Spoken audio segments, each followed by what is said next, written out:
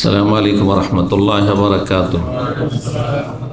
إن الحمد لله نحمده ونستعينه ونستغفره ونعوذ بالله من شرور أنفسنا ومن سيئات أعمالنا. من يهده الله فلا مضل له ومن يضلل فلا هادي له وأشهد أن لا إله إلا الله وحده لا شريك له وأشهد أن محمدا عبده ورسوله صلى الله تعالى عليه وعلى آله وصحبه وسلم تسليما كثيرا. أما بعد، فأعوذ بالله من الشيطان الرجيم. إن الله لا يغفر أن يشرك به ويغفر ما دون ذلك لمن يشاء. সম্মানিত ভাতৃমণ্ডলী, আল্লাহ রাব্বুল আলামিনের প্রশংসা এবং প্রিয় নবী সাল্লাল্লাহু আলাইহি সাল্লামের উপর সালাত ও সালামের পর আজ বৃহস্পতিবার 9 রবিউল আউয়াল 1446 হিজরি মোতাবেক 12 সেপ্টেম্বর 2024 আমাদের ধারাবাহিক সাপ্তাহিক বিষয়ভিত্তিক আলোচনা। আজকের আলোচনার বিষয়বস্তু তাওহীদ বিনষ্টকারী বিষয়, আর সেটাকে আপনি ঈমান নষ্টকারী বিষয়, ঈমান ভঙ্গকারী বিষয় বলতে পারেন, ইসলাম ভঙ্গকারী বিষয় বলতে পারেন। তিনটি বিষয়ের যে কোনো নাম আপনি আজকের বিষয় দিতে পারেন। এমন কিছু বিষয় নিয়ে আজকে আলোচনা করব। 10টি বিষয় প্রসিদ্ধ বিষয় রয়েছে যেগুলিতে ইসলাম নষ্ট হয়ে যায়, ইসলাম ভঙ্গ হয়ে যায়, ঈমান নষ্ট হয়ে যায়, ঈমান ভঙ্গ হয়ে যায়, তাওহীদ নষ্ট হয়ে যায়, মানুষ ইসলাম ঈমানের গণ্ডি থেকে বেরিয়ে চলে যায়।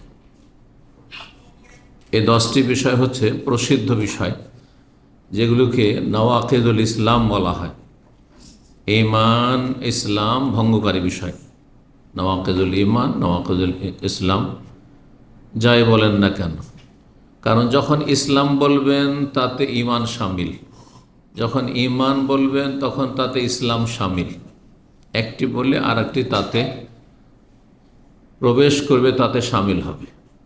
ঈমান ইসলাম যখন পাশাপাশি দুটোকে রাখবেন তখন দুটোর পৃথক পৃথক ব্যাখ্যা রয়েছে। কিন্তু যখন শুধু ইসলাম বলবেন, আমি মুসলিম মানে আপনি মুসলিম মমিন, আমি মমিন মানে আপনি প্লাস মুসলিম, যে মমিন সে অবশ্য মুসলিম। এমন কোনো ব্যক্তি নেই যে মুসলিম কিন্তু মমিন নয়, মমিন আবার মুসলিম নয়। হ্যাঁ, তাওহীদ, তাওহীদ যেহেতু ঈমান ইসলামের মূল শেকড় বা কাণ্ড, শেকড় যে কোনো গাছের শেকড়, জড়, শেকড়বিহীন কোনো গাছ কি বাঁচবে? বাঁচবে? বাঁচবে না। যদি কাণ্ড থাকে মানে বডিটা আছে, সরজমিন যতটা মাটির ওপরে আছে ওখান থেকে বডিও আছে, বেশ মোটা সোটা বডি আছে গাছে। হ্যাঁ, বিশাল গাছ ধরেন, আর অনেকগুলি ডালপালা আছে, আর অনেক শাখা প্রশাখা আছে। ডাল থেকে এক একটা ডাল থেকে কয়েকটি শাখা প্রশাখা বেরিয়েছে, আর একবারে সবুজ হয়ে আছে ধরেন। হ্যাঁ, পাতাও আছে, একবারে ঘন পাতা বিশিষ্ট গাছ, কিন্তু শেকড় নেই। শেকড় নেই এমন কোনো গাছ পৃথিবীতে আছে? আর যদি থাকে তো বাঁচবে। শেকড়টা যখনই কেটে নেবেন তারপরে হ্যাঁ সে মরতে শুরু হবে, তাই না? মরতে শুরু হবে। শেকড়বিহীন কোনো গাছ পৃথিবীতে কল্পনা করা যায় না। প্রাকৃতিক গাছ, হ্যাঁ, কৃত্রিম গাছ হতে পারে, তাই না? বুঝেন তো, কৃত্রিম, আর্টিফিশিয়াল। দেখছেন না অনেক, হ্যাঁ, মনে হচ্ছে যে বিভিন্ন হোটেলে অথবা বিভিন্ন আপনার রেস্টুরেন্টে, ভালোই অফিসে একটা রাখা আছে, মনে হচ্ছে যে গাছ, আসলে গাছ নাই। তো ঠিক ইসলাম, ঈমান আর তাওহীদ ওই রকমই। তাওহীদবিহীন ইসলাম হতে পারে না, তাওহীদবিহীন ঈমান হতে পারে না। তাওহীদ যখন শেকড়, জড় ঈমান ইসলামের, যদি জড় শেকড় না থাকে তাহলে সেই ঈমান ঈমান নয়। হ্যাঁ, সেটা কুফর, মানে ঈমানের গণ্ডিতে নেই সে। আর সেই ইসলাম ইসলাম নয়, তাহলে ইসলাম থেকে বেরিয়ে চলে গেছে। যদি জন্মসূত্রে মুসলিম থেকে তো ইসলাম থেকে বেরিয়ে গেছে, আর না ইসলামের বাইরেই ছিল তো বাইরেই আছে, এখনও ভিতরে প্রবেশ করেনি। তাওহীদ ছাড়া একজন অমুসলিম, উদাহরণ দিই তাহলে আরও ভালো হবে। শুরুতেই একজন অমুসলিম যদি ইসলামের সমস্ত বিধিবিধান পালন করে, ধরেন 5 ওয়াক্ত নামাজ পড়ছে, রমজান মাসের সিয়াম রোজা রাখছে, জাকাত দিচ্ছে যেমন মুসলিমরা দিচ্ছেন, হজ করছে, উমরা করছে, হ্যাঁ, হেজাব করছে, পর্দা করছে, ঠিক আছে, হালাল হারাম বাছাই করে চলছে, হালাল জীবনযাপন করছে, হারাম থেকে বেঁচে থাকছে, কিন্তু সে শিরক মুক্ত নাই, তার আল্লাহর একত্ব নেই, তৌহিদ নেই। সে বিশ্বাসী যে আল্লাহর সাথে অনেক দেবদেবী আছে, সেগুলির উপাসনা করা যাবে, সেগুলোকে সেজদা করা যাবে, সেগুলোর জন্য জবাই করা যাবে। হ্যাঁ, যদি এই রকম কোনো অমুসলিম হয় পৃথিবীতে ধরেন, তাহলে তাকে বলবেন যে সে মুসলিম? মুসলিম বলবেন? তা তো ইসলামে সবই আছে, ইসলামের সব কিছু আছে, শুধু কি নেই? ইসলামের শেকড়টাই নেই, জড় নেই। এবার আশা করি বিষয়টি স্পষ্ট।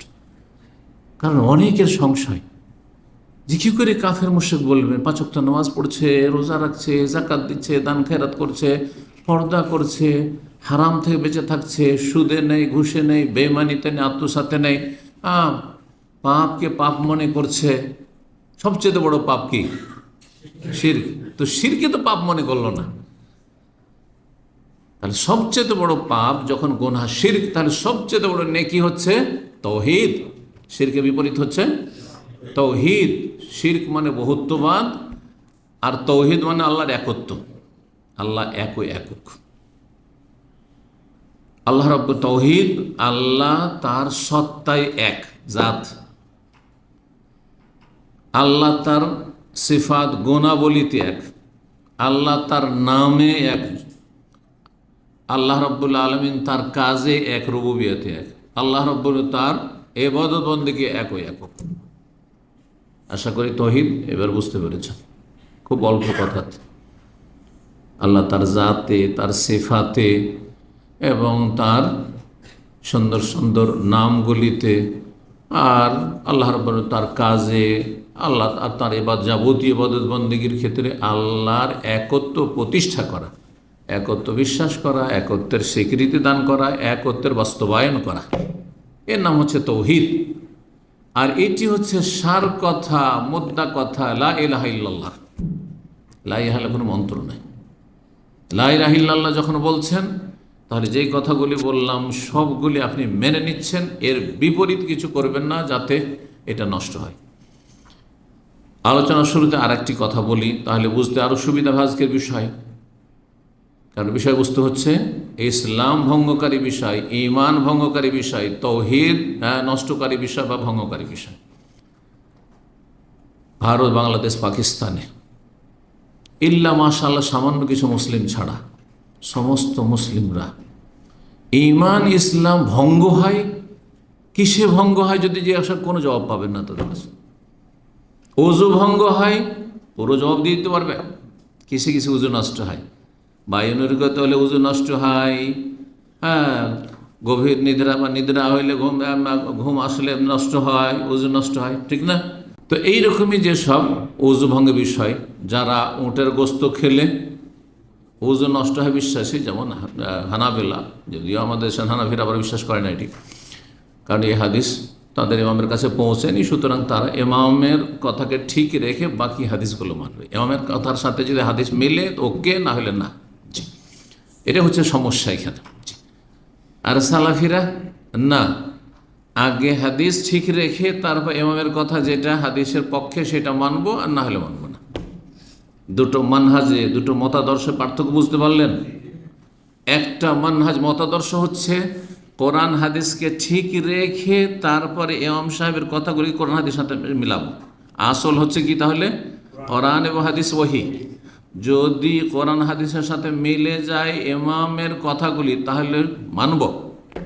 যতগুলি কথা মিলবে সবগুলি মানব, কারণ আমাদের মূল উদ্দেশ্য হচ্ছে আল্লাহ ও রাসূল আনুগত্য করা, কোরআন সুন্নাহ মানা, ওহী মানা। ওইটা হচ্ছে আসল। পক্ষান্তরে অন্য আরেকটি মতাদর্শ হচ্ছে যে চার মজহাবের, যেই মজহাবের আমি অনুসারী, আমি হানাফি, আমি শাফি, আমি মালিক, আমি হাম্বলি, সুতরাং মজহাব ঠিক রেখে আমরা দেখব যে কোন হাদিসগুলি মজহাবের পক্ষে আসছে সেগুলির আমল করব। কোরআন হাদিস মানি, কিন্তু শর্ত সাপেক্ষ মানি, মজহাবের সাথে মিললে। যদি কোরআন এবং হাদিস মজহাবের পক্ষে না আসে, তাহলে সেটার যে কোনো ব্যাখ্যা করতে হয়, উত্তর দিতে হয়, উত্তর তালাশ করব, কিন্তু মজহাবটা ঠিক রাখতেই হবে। কমন সেন্সে সাধারণ যে জ্ঞান আল্লাহ দিয়েছেন আমাকে আপনাদেরকে, তা দিয়ে আপনি বিচার করুন যে কোনটা সঠিক মতাদর্শ। আল্লাহ এবং রসুল কথাকে বলবৎ রেখে, এক নম্বরে রেখে, তারপরে আমাদের কথাগুলিকে মেলানো, ইমামদের কথাগুলিকে মেলানো, মজহাবের মতামতগুলিকে মেলানো, এটা ঠিক আদর্শ? নাকি ইমামদের কথাগুলিকে সর্বস্বীকৃত মনে করে তারপরে তার দলিল তলাশ করা, দেখি কোথায় দলিল পাওয়া যায়। যদি সবল দলিল না পাওয়া যায়, সুস্থ দলিল না পাওয়া যায়, খোঁড়া হলেও চলবে, খোঁড়া হলেও চলবে। এটি হচ্ছে বাস্তবতা। আল্লাহ যেন সঠিক বুঝদান করেন এবং প্রত্যেক মুসলিমকে সংশোধন করে ফিরে আসার তৌফিক দান করেন। তারপরে দোয়া করব অমুসলিমদের জন্য, আল্লাহ তাদেরকে যেন ভালো জ্ঞান দান করেন, বিবেককে কাজে লাগাবার তৌফিক দান করেন এবং সঠিক পথের সন্ধান চালাবার তৌফিক দান করেন। বলছিলাম আমাদের দেশের মানুষরা নামাজ কিসে ভঙ্গ হয় সব বলতে পারেন। জিজ্ঞাসা, একটা সাধারণ মানুষকে জিজ্ঞাসা, মূর্খকে জিজ্ঞাসা করেন নামাজে কথা বললে নামাজ থাকবে না। নামাজে যদি কেউ খায় বা পান করে, এক ঢোক পানি পান করে, নামাজ হবে? নষ্ট হবে। সবাই বলতে হবে, তাই না? নামাজ অবস্থায় যদি কিবলা থেকে এদিক ওদিক ঘুরে যায় তো নামাজ হবে? বলছেন না, নামাজ হবে না, নামাজ ভেঙে গেছে। নামাজ অবস্থায় যদি অট্ট হাসি দেয় নামাজ হবে? হবে না, ঠিক না? সবাই বলতে পারবে। কিন্তু ওদের কি জিজ্ঞাসা করেন যে নামাজ কিসে ভঙ্গ হয় তা তো জানছো ভালো, ওযু কিসে ভঙ্গ হয় তাও জানছো, রোজা কিসে নষ্ট হয় তাও জানছো, হজ কিসে নষ্ট হয় তাও জানছো, তাহলে লা ইলাহা ইল্লাল্লাহ কিসে নষ্ট হয় একটু দয়া করে বলো তো দেখি। বলবে হা লা আদরি, হাই জানি না। এটা যদি দুনিয়াতেই অবস্থা হয়, তাহলে কবরে কি অবস্থার আপনি আশা করছেন? ওমান কানা ফি হাযিহি আমা ফাহুয়া ফিল আখিরাতি। আপনি এই দুনিয়াতেই যদি অন্ধ হয়ে থেকে যান, তাহলে পরকালে আপনাকে অন্ধ হইতে হবে। এখানে যদি কোন লাজবাব হয়ে যান, কোনো জবাব আপনার না থাকে যে তৌহিদ কিসে নষ্ট হয়, ইমান কিসে নষ্ট হয়, ইসলাম কিসে ভঙ্গ হয়, ইসলাম ভঙ্গের কারণ জানেন না, ইমান ভঙ্গের কারণ জানেন না, আপনি লা ইলাহা ইল্লাল্লাহ ভঙ্গের কারণ জানেন না, কিন্তু বাকিগুলোর জানছেন, তাহলে আপনি এখানে অন্ধ। যখন দুনিয়াতে অন্ধ, তাহলে কবরে অন্ধ হয়ে উঠতে হবে, হাসর মাঠে অন্ধ হয়ে উঠতে হবে। আল্লাহ যেন বোঝার তৌফিক দান করেন এবং এখনো বিবেককে কাজে লাগিয়ে সোজা হওয়ার তৌফিক দান করেন। যারা বক্র পথে আছেন সোজা পথে ফিরে আসার তৌফিক দান করেন, উপকারী জ্ঞান দান করেন, নেক আমলে তৌফিক দান করেন। তৌহিদ ভিত্তিক আমল হচ্ছে নেক আমল, সুন্নাহ ভিত্তিক আমল হচ্ছে নেক আমল। দুটো শর্ত যদি না থাকে তো নেক আমল নয়, ভালো আমল নয়, মন্দ। যেমন এশার নামাজ যদি আপনি 4 রাকাত না পড়ে আপনি কি পড়েন, 5 রাকাত পড়েন, তাহলে হবে? কবুল হবে? আপনি তো বেশি পড়লেন। 6 রাকাত যদি পড়েন হবে? যদি বলেন যান না, মাঝে মাঝে আমি 8 রাকাত ফরজ পড়ব, হবে? আপনার আমার কোনো ইখতিয়ার নাই। যেদিকে রাসূলুল্লাহ সাল্লাল্লাহু আলাইহি ওয়াসাল্লাম টানছেন সেদিকে যেতে হবে, যেদিকে ওহী আমাকে টানছে সেদিকে যেতে হবে। নবী সাল্লাল্লাহু আলাইহি ওয়াসাল্লাম মাগরিবে 3 শিখিয়েছেন। কেউ যদি বলে সারা জীবন মাগরিবে 3 আর 3 4 রাকাত পড়ব, হবে? কবুল হবে? 1 রাকাতও কবুল হবে। এমনটা নয় যে 3 কবুল হয়ে গেলো, একটা মাইনাস হয়ে গেল, যাক এটা ফালতু করেছেন। না, কবুলই হবে না। কারণ ইবাদত এক আল্লাহর জন্য করতে হবে এবং এক রাসূলুল্লাহর তরিকায় করতে হবে সাল্লাল্লাহু আলাইহি ওয়াসাল্লাম। আল্লাহ বুঝার তৌফিক দান করুন।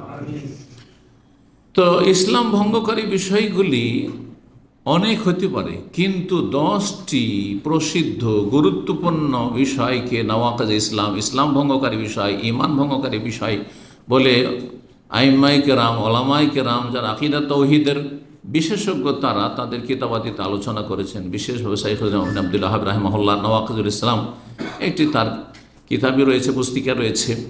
আর সেখান থেকে আজকের আলোচনা বা এই ধরনের যেসব লেখনীগুলি রয়েছে সেগুলিতে আপনাদের সামনে পেশ করব। আজকে সময়ের স্বল্পতার জন্য 5টি বিষয় নিয়ে আলোচনা করব, যাতে একটু বিস্তারিত আলোচনা করা যায়।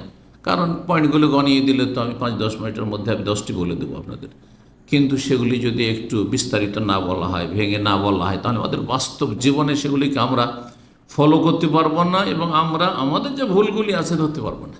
দেখেন, আমাদের দেশেও বেদাতের আলোচনা হয়, শিরক করবেন না, বেদাত করবেন না। আমরা সবাই শিরক বেদাতের বিরুদ্ধে কথাগুলি বলছে না। আমরা সবাই তৌহিদি জনতা, এই কথা বলছে না। আরে মাজার পূজা করে বলছে তৌহিদি জনতা, বলছে না? বলছে না? হ্যাঁ, মিলাদ করে বলছে তৌহিদি জনতা, পীরের মুরিদ হয়ে বলছে তৌহিদি জনতা। তৌহিদি জনতা আর শিরক বেদাতের আমরা কি বিরোধী, এই সব কথা সবাই বলছে। কিন্তু মিলাদ বেদাত, হ্যাঁ, মাজারে সেজদা শিরক, মাজার থেকে আশা করা, হ্যাঁ শিরক, যে সেখান থেকে কিছু পাবো। বালা মুসিবত হলে মাজারে গিয়ে ধর্ণা দেওয়া, অথবা অলিয়া আউলিয়া গোস কুতুব সারা পৃথিবী ধরে আছেন, এসব বিশ্বাস শিরক। এইভাবে এক একটা করে ধরিয়ে দেওয়া সাধারণ মানুষকে, যেগুলো শিরক, এটা বিদআত। আবার নিয়ত পড়া বিদআত, সম্মিলিত মোনাজাত বিদআত। আর নবীর নাম আসলে, হ্যাঁ, আপনার বৃদ্ধাঙ্গুলির চুমা দেওয়া আর চোখে লাগানো, এসব বিদআত। জি, এগুলি ইসলাম নয়। 12 রবিউল আউয়ালে জন্মবার্ষিকী পালন করা নবী সাল্লাল্লাহু আলাইহি ওয়াসাল্লামের বিদআত। এটি নেকির কাজ নয়, এটি গুনাহের কাজ, জাহান্নামে যাওয়ার কাজ। নবী সাল্লাল্লাহু আলাইহি ওয়াসাল্লাম করেননি, তার 4 খলিফা করেননি, আপনার ইমাম আবু হানিফা করেননি। আপনি হানাফি নিজেকে বলছেন, আবু হানিফা করেননি, করতে বলেননি, বলে প্রমাণ করেন যে আবু হানিফা রাহিমাহুল্লাহ জীবনে কতগুলি 12 রবিউল আউয়াল এসে প্রতি বছরে একটা বড় বলে তিনি মিলাদুন্নবী করেছেন, শাফি করেছেন, মালিক করেছেন, আহমদ করেছেন, কেউ করেছেন? তাহলে কোত্থেকে নিয়ে আসলেন? তারপরেও গায়ের জোরে আপনি হানাফিও থাকবেন, গায়ের জোরে আপনি মুসলিম থাকবেন, গায়ের জোরে নবীর উম্মত থাকবেন আপনি। আল্লাহ বুঝার তৌফিক দান করুন। তো শুরু করি তাহলে। 1 নম্বর ঈমান ভঙ্গকারী বিষয়, ইসলাম ভঙ্গকারী বিষয়, তৌহিদ নষ্টকারী বিষয় হচ্ছে আল্লাহর সাথে শরীক স্থাপন করা। সেটা আল্লাহর জাতে হোক, যে আল্লাহ একের জায়গায় 2, 3, আল্লাহ 2, আল্লাহ 3, এসব বিশ্বাসেরও লোক আছে পৃথিবীতে। অগ্নিপূজকরা তো আগুনের পূজা করে, একটা পূজা হইল, এটা হচ্ছে একটা শিরক। আর তাদের আর একটি আকীদা হচ্ছে যে স্রষ্টা হচ্ছে 2, স্রষ্টা হচ্ছে খালেক হচ্ছে মানে সৃষ্টিকর্তা 2। এক হচ্ছে ভালো জিনিসের সৃষ্টিকর্তা, আর এক হচ্ছে মন্দের সৃষ্টিকর্তা। এবং ফার্সি ভাষা আছে ইয়াজদা, এই কথাটি উর্দুতে অনেকে ব্যবহার করে, যারা উর্দু সাহিত্য চর্চা করে। ইয়াজদা অনেক মুসলিমরা বলে, খোদা ইয়াজদা, আল্লাহকে বলে। ইয়াজদা মানে ভালো জিনিসের সৃষ্টিকর্তা, যেগুলো দুনিয়ার ভালো উপকারী জিনিস। দুনিয়াতে ভালো আর মন্দ দুটোই জিনিস আছে। অনেক সৃষ্টি আছে যেগুলো আমাদের উপকারে আসে, অনেক সৃষ্টি আছে যেগুলো আমাদের উপকারে, বাহ্যিক উপকার আসে না।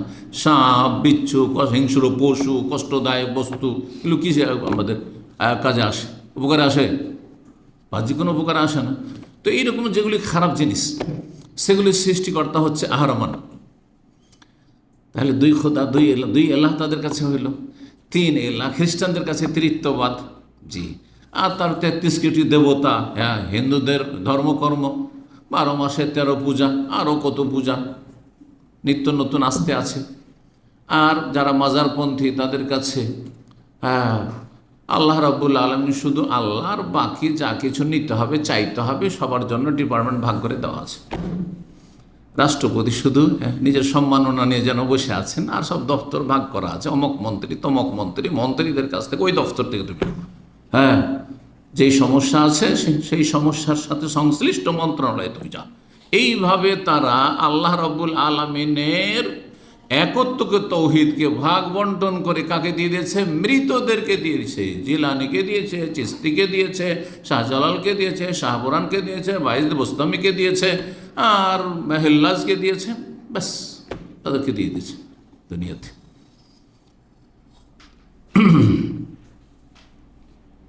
শিরক আল্লাহর সত্তায় হোক, জাতে হোক, আল্লাহর গুণাবলিতে হোক। আল্লাহর গুণাবলির একটি হচ্ছে ইলমুল গায়ব, অদৃশ্য সম্পর্কে জ্ঞানী হওয়া। অদৃশ্য, সমস্ত অদৃশ্য, যা দেখা যায় না। আমাদের জন্য অদৃশ্য কিছু আছে, কিছু দৃশ্য। আপনাদেরকে আমি দেখতে পাচ্ছি, আমাকে আপনারা দেখতে পাচ্ছেন, তাই না? দৃশ্য। আর অনেক কিছু আছে, ভাইরাস আছে, দেখতে পাচ্ছেন? আচ্ছা, রবকে দেখতে পাচ্ছেন? হ্যাঁ, কবরের জীবনকে দেখতে পাচ্ছেন? মনকের নাকির আসলে সব দেখতে পাচ্ছেন? জি। সাহাবীরা দেখতে পেতেন যে নবী সাল্লাল্লাহু আলাইহি ওয়াসাল্লামের কাছে জিবরাইল আসছেন, ওহী এলো, দেখতে পেতেন না? মানুষের রূপ না ধরলে দেখতে পেতেন না। এখানে মালায়েকা ফেরেশতা আছে, দেখতে পাচ্ছেন? এটা অদৃশ্য জগৎ। তাহলে জিন আছে, দেখতে পাচ্ছেন? তাহলে অদৃশ্য এগুলো। তো যেই ব্যক্তি বলবে যে আল্লাহ ছাড়া কেউ আলেমুল গায়ব আছে, সেই ব্যক্তি আল্লাহর সিফাতে গুণে শরীক করলো না? করলো না? আল্লাহ সর্বশক্তিমান, আল্লাহ সমস্ত কিছুর উপর ক্ষমতাবান, মুখতারে কুল যেটাকে বলা হচ্ছে উর্দু ভাষায়। বেরেলভিদের ভাষায় রাসূলুল্লাহ সাল্লাল্লাহু আলাইহি ওয়াসাল্লাম মুখতারে কুল, সমস্ত কিছুর তিনি মালিক। নাউযুবিল্লাহ। নবী সাল্লাল্লাহু আলাইহি ওয়াসাল্লাম আলেমুল গায়ব, নবী সাল্লাল্লাহু আলাইহি ওয়াসাল্লাম হাজির নাজির। তাহলে কিসে তারা শিরিক করলো? এই আকীদার মাধ্যমে আল্লাহর গুণে কি করলো? আল্লাহর সিফাতে, সিফাত মানে গুণ, আল্লাহর গুণে শিরক করলো। ইলমুল গায়বে আল্লাহর সাথে শরিক করলো। আল্লাহ রব্বুল আলামিন সত্তার দিক থেকে তিনি সমস্ত সৃষ্টির ঊর্ধ্বে, কিন্তু তার জ্ঞানের দিক থেকে, ক্ষমতার দিক থেকে, পরিবেষ্টনের দিক থেকে, আরও বহু দিক হতে পারে, সেগুলির দিক থেকে আল্লাহ রবের সব জায়গায় হাজির।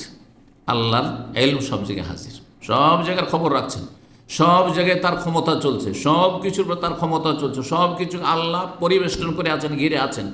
আল্লাহর ক্ষমতার বাইরে হ্যাঁ কোনো শক্তি যেতে পারে না, না পারে? তো এদিক থেকে আল্লাহ হাজির। তো নবীকে যদি হাজির বলেন, নাজির মানে দ্রষ্টা বা সির, আল্লাহ সব কিছু দেখেন। কেউ যদি বলেন নবী হাজির নাজির, মানে নবী সব কিছু দেখছেন, নবী সব কিছু তার কবর থেকে পৃথিবীর সব কিছু নবী সাল্লাল্লাহু আলাইহি ওয়াসাল্লাম দেখছেন। উম্মতের লোকেরা কে কি আমল করছে, কে নামাজে গেল, কে গেল না, হ্যাঁ, কে এখানে আছে, কে কোথায় আছে, সব দেখছেন। এগুলি আকীদা, এক শ্রেণীর কথিত মুসলিমদের আকীদা, যাদের নামের কথা একটু বললাম। জি। আর এদের সংখ্যা যেমন তেমন না, ভারত বাংলাদেশের যথেষ্ট সংখ্যা তাদের রয়েছে। বড় একটি দল তারা, কোরআন সুন্নাহ অনুসারীদের চাইতে তাদের দল অনেক বেশি ভারী। চিন্তা করুন তাহলে। তাহলে আল্লাহর গুণে শরীক স্থাপন করলো, এতে কি হয়ে যায়? ঈমান ভঙ্গ হয়ে যায়, ইসলাম ভঙ্গ হয়ে যায়, তাওহীদ নষ্ট হয়ে যায়। শিরক, আল্লাহর ইবাদতের শিরক। আল্লাহ ছাড়া কাউকে সেজদা করে দিল, আল্লাহ ছাড়া কাউকে সেজদা করে দিল, জীবিত অথবা মৃত, মাজারে সেজদা করলো। আল্লাহর ঘর ছাড়া অন্য কেউ ঘরের তওয়াফ করলো, মাজারে তওয়াফ করলো। আল্লাহর ঘরের ওপর গোলাপ চড়ানো আছে, ওই লোকে মাজারে চাদর চড়াইলো। হ্যাঁ, মাজারে কেন চাদর চড়াইলো? এই জন্য যে চাদর চড়ে কিছু পাবো। হ্যাঁ, তাহলে এটা কি করলো? শিরিক করলো। কেন মাজারে চাদর চড়ায় না আমাদের মানুষরা? মনে করেন এর মাধ্যমে বরকত হাসিল হবে, আমার রুজি বাড়বে, আর আমার আলা মুসিবত থেকে আমি নিরাপদ থাকবো, আমার মনের আশা কামনা বাসনা পূর্ণ হবে, ইত্যাদি ইত্যাদি। তাহলে এগুলি সবগুলি শিরক, আল্লাহর ইবাদতবন্দেগীতে শিরক। আল্লাহ ছাড়া অন্যের কাছে চলে, ইয়া গাউস মাদাদ, ইয়া গরিব নওয়াজ, শাইয়ান লিল্লাহ, কিছু দেন আল্লাহর ওয়াস্তে, দেখি শিরক। শিরক না বড়। সুতরাং বড় শিরক করলে, বড় শিরকের আকীদা, বড় শিরকি কথা অথবা বড় শিরকি আমল করলে কি হয়ে যায়? ঈমান, ইসলাম, তাওহীদ ভঙ্গ হয়ে যায়। আল্লাহ রাব্বুল সূরা নিসার দুটি আয়াতে এই বিষয়টি ইরশাদ করেছেন, আয়াত 48 এবং আয়াত নম্বর 116। ইন্নাল্লাহা লা ইয়াগফিরু আন ইউশরাকা বিহি, নিশ্চয় আল্লাহ ক্ষমা করবেন না যদি তার সাথে শিরিক করা হয়, সেটা তার জাতে হোক, সেফাতে হোক, গুণাবলিতে হোক, অথবা তার কাজে হোক, অথবা তার ইবাদতবন্দেগীতে। ওয়া ইয়াগফিরু মা দুনা যালিকা, শিরকের নিম্নের যে গুনাহগুলি রয়েছে, অপরাধ রয়েছে, সেগুলি আল্লাহ ক্ষমা করবেন লিমান ইয়াশা, যাকে চাইবেন। আপনি ভাবিয়েন না যে আমি চুরি করবো আল্লাহ মাফ করে দেবেন, আমি বেঈমানি করবো, টাকা পয়সা নেবো, উধাও হয়ে যাবো, আল্লাহ মাফ করে দেবেন, আপনি সুদ খাবেন, মাফ করে দেবেন, হ্যাঁ ইত্যাদি। না না, লিমান ইয়াশা, যাকে আল্লাহ চাইবেন। আপনাকে আল্লাহ ক্ষমা করা চেয়েছেন কিনা আপনি জানেন? তাহলে কি করে আপনি একজন মুসলিম, আল্লাহ পরকালে বিশ্বাসী, আর আপনি জেনে বুঝে পাপ করবেন? পাপের বিষয়টি হচ্ছে অনিচ্ছাকৃত পদস্খলন ঘটার মতো। রাস্তায় চলতে চলতে আছাড় খেয়ে পড়ে। কোনো দুনিয়ার আধা পাগলও ইচ্ছা করে আছাড় খেয়ে পড়ে না, হোঁচট খেলে আছাড় খায়, ইচ্ছা করে কেউ পড়ে। ঠিক ওই রকম ইচ্ছা করে একজন মুসলিম গুনাহ করবে না। এই কথা আমি কিন্তু বারবার বলতে থাকি, যাতে করে সহজে মানুষ বুঝে আসে। জেনে শুনে অহরহ গুনাহ করছেন আপনি, আল্লাহ গফুর না রে ভাই, এটা নয়। হোঁচট খেয়ে পড়ে গেলেন, আপনি পাপ থেকে বাঁচার চেষ্টা করছিলেন, কিন্তু শয়তান কীভাবে বিভ্রান্ত করলো যে আপনি গোমরাহ হয়ে গেলেন। সাথে সাথে ফিরে আসেন। যেমন আছাড় খেয়ে পড়লে সাথে সাথে, আরে কেউ দেখে না নেয়, তাড়াতাড়ি করে উঠ উঠ দাঁড়া। যদি শরীরে শক্তি থাকে 1 সেকেন্ড বিলম্ব করবেন না, যখন আছাড়টা খেলাম তো পড়েই থাকি একটু, না কখনো পড়ে থাকবেন না। মানিজ্জত, হ্যাঁ, আপনাকে তাহাতে বাধ্য করছে উঠতে। ঠিক ওই রকমই গোনা হয়ে গেছে, আল্লাহর কাছে মানিজ্জতের ব্যাপার। হাসরের মাঠে অপদস্থ লাঞ্ছিত হইতে হবে, আর মানুষরা জানলেও লাঞ্ছিত অপদস্থ হইতে হবে, সমাজে পরিবার জানলে লাঞ্ছিত হইতে হবে। সুতরাং তাড়াতাড়ি উঠে দাঁড়া, উঠে দাঁড়া মানে তওবা করা, তাড়াতাড়ি সংশোধন করে ফিরে আসে। আল্লাহ সঠিক বুঝদান করুন, সংশোধনের তৌফিক দান করুন। ইন্নাল্লাহ লা ইয়াগফিরু আন ইউশরাকা বিহি, শিরক করা হলে আল্লাহ মাফ করবেন না, চূড়ান্ত ফয়সালা আল্লাহ। তার নিচের গুনাহ হইলে আল্লাহ যাকে ইচ্ছে মাফ করবেন। ওয়া ইয়াগফিরু মা দুনা যালিকা লিমান ইয়াশা ওয়া মান ইউশরিক বিল্লাহি ফাকাদ ইফতারা ইসমান আযীমা, 48 নম্বর আয়াত। ওয়া মান ইউশরিক বিল্লাহি ফাকাদ দাল্লা দালালাম বাঈদা। এটি হচ্ছে 116 নম্বর সূরা নিসা, দুটি আয়াত সূরা নিসায় রয়েছে। আচ্ছা, দুনিয়াতে শিরিক করলো, আল্লাহ মাফ করলেন না, আর শিরকের অবস্থায় যদি মারা গেল তাহলে চিরতরে জাহান্নামে থাকতে হবে, কোনো দিন জাহান্নাম থেকে বেরোতে পারবে না।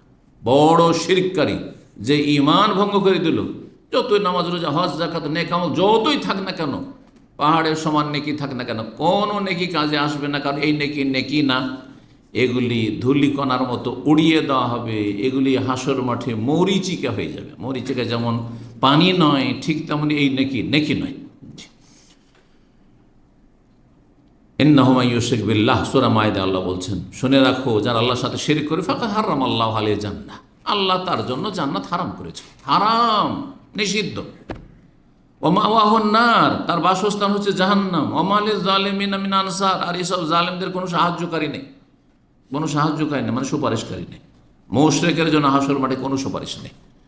যারা অন্য অন্য গুনাহে জড়িয়েছিল কিন্তু বড় শিরকে লিপ্ত হয়নি, বড় কুফরিতে, নাস্তিকও না আর সে বড় মুশরিকও না, জন্মসূত্রেও মুশরিক না, আর মুসলিম সমাজে বড় শিরককারী নয়, তার জন্য শাফাত রয়েছে, শিরককারীর জন্য।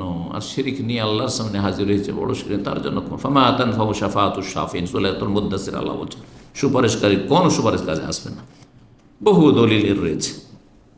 আল্লাহ ছাড়া অন্যের কাছে ফরিয়াদ করা, আল্লাহ ছাড়া অন্যের জন্য মানত করা। মানত করলো, আমার ছেলেটা যদি পরীক্ষায় পাশ করে, ডাক্তারিতে চান্স পায়, তাহলে আমি শাহজালাল মাজারে একটা খাসি জবাই করব, হ্যাঁ, একটা চাদর চড়াবো আজমির শরীফে গিয়ে। সেই ব্যক্তি মুশরিক হয়ে গেল, জান্নাত হারাম হয়ে গেল, জাহান্নাম ফরজ হয়ে গেল। এবং আল্লাহ এই গুনাহ নিয়ে আল্লাহর সামনে যদি হাজির হয় আসামির কাঠ, কখন আল্লাহ মাফ করবেন না। হ্যাঁ, তবে যতক্ষণ বেঁচে আছে তওবার দরজা খোলা আছে। আছাড় খেয়ে পড়ে গেছেন, দাঁড়াবার সুযোগ আছে, দাঁড়ানো হচ্ছে তওবা।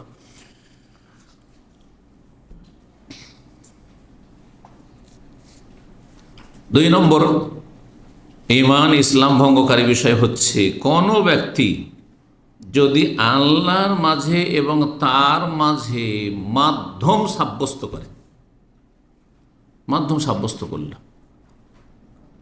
কীরকম মাধ্যম সাব্যস্ত করলো? যেমন মুসলিম সমাজে যারা শিরকারী, তারা আল্লাহকে কিন্তু হ্যাঁ বড় মালিক ঠিকই মানে, হ্যাঁ আল্লাহ রাব্বুল আলামিন, আল্লাহ সৃষ্টিকর্তা, ঠিক না? কিন্তু আল্লাহর কাছে আমরা সাধারণ মানুষ, পাপী তাপী, সরাসরি পৌঁছিতে পারবো না, সরাসরি পৌঁছিতে পারবো না। আর আল্লাহর দরবারে আমাদের দোয়া কবুলও হবে না। সুতরাং কি করতে হবে? আমরা বাবাকে ডাকবো, বাবা আল্লাহ প্রদত্ত ক্ষমতা রাখেন। হ্যাঁ, বেরেরবিরা ভাগ করেছে, বলছে একটা হচ্ছে ক্ষমতা হচ্ছে জাতি ক্ষমতা, একটা আতাই ক্ষমতা। এগুলো তাদের মানে মন গড়া ভাগ। বলছে আল্লাহর ক্ষমতা হচ্ছে জাতি সত্তাগত ক্ষমতা আল্লাহর কাছে, আর আব্দুল কাদের জিলানি, খাজা বাবা, আর আপনার শাহজালাল সাহেব, যত সুফিরা আছে, পীরগুলো আছে, এদের কাছে আতাই ক্ষমতা আছে, কুদরাতি আতাই, মানে আতা মানে কি দান, প্রদত্ত, আল্লাহ প্রদত্ত, মানে আল্লাহ এদেরকে এই রকম অসাধারণ ক্ষমতা দিয়ে রেখেছে। তুমি ছেলে মেয়ে দিতে পারবে, তুমি রোগ ভালো করতে পারবে, তুমি মনস্কামনা পূরণ করতে পারবে, ইত্যাদি ইত্যাদি। আউযুবিল্লাহ, আউযুবিল্লাহ। তার মানে আল্লাহর ক্ষমতাকে ভাগ বন্টন করে দিয়ে দিচ্ছে। এইটা হচ্ছে মাধ্যম সাব্যস্ত করা আল্লাহর মাঝে, আর তার মাঝে কি আছে, মাধ্যম আছে। আল্লাহকে ডাকতে হবে না। যেমন আপনাকে সরকারি একটা চাকরি নিতে হবে, ঠিক একবারে আজকালকার দুনিয়ার রাজত্বের সাথে তুলনা করেছে আল্লাহ রাব্বুল আলামিনের সার্বভৌমত্বকে। নাউযুবিল্লাহ, ফালা তাযরিবু লিল্লাহিল আমসাল। আল্লাহর কোন উপমা দৃষ্টান্ত তোমরা তুলনা পেশ করবে না, কোনো তুলনা নেই। লাইসা কামিসলিহি শাই, তার মতো কোনো কিছু নেই। শুধু দুনিয়ার শাসকের সাথে, রাষ্ট্রপতি আর প্রধানমন্ত্রীর সাথে আর রাজার সাথে তুলনা, যে আমার একটা চাকরি লাগবে, হ্যাঁ কিসের চাকরি, হাসপাতালে চাকরি লাগবে, তাহলে আমি কি রাষ্ট্রপতির কাছে যাব না প্রধানমন্ত্রীর কাছে যাব? কারো কাছে যাব না, কার কাছে যাব? হ্যাঁ, স্বাস্থ্য মন্ত্রণালয়ে আমি যাব, তাই না? আমি অ্যাপ্লিকেশন করবো কোথায়? মিনিস্ট্রি অফ হেলথে করব। আমি চাকরি নেব ডিফেন্সে, ধরেন আমি সেনাবাহিনীতে চাকরি, তাহলে ডিফেন্স মিনিস্ট্রিতে যাব, আমি প্রতিরক্ষা মন্ত্রণালয়ে যাব। তো এই রকমই তারা বলছে যে না না না, মাধ্যম আছে, মাধ্যমে যেতে হবে, যান ওখানে যান। নাউযুবিল্লাহ। তো যদি কেউ তার মাঝে, মানে বান্দা নিজের মাঝে আর আল্লাহর মাঝে ওয়াসায়েত, ও মাধ্যম, ওসিলা, এগুলোকে বলা হচ্ছে, তাদের ভাষায় কি বলা হচ্ছে? এরা হচ্ছে ওসিলা, আল্লাহ পর্যন্ত পৌঁছার মাধ্যম। তাদেরকে ডাকে, ইয়া গৌস মাদাদ, ইয়া জিলানি মাদাদ, ইয়া ফলা মাদাদ, ইয়া সৈয়দা জৈনব। মিশরে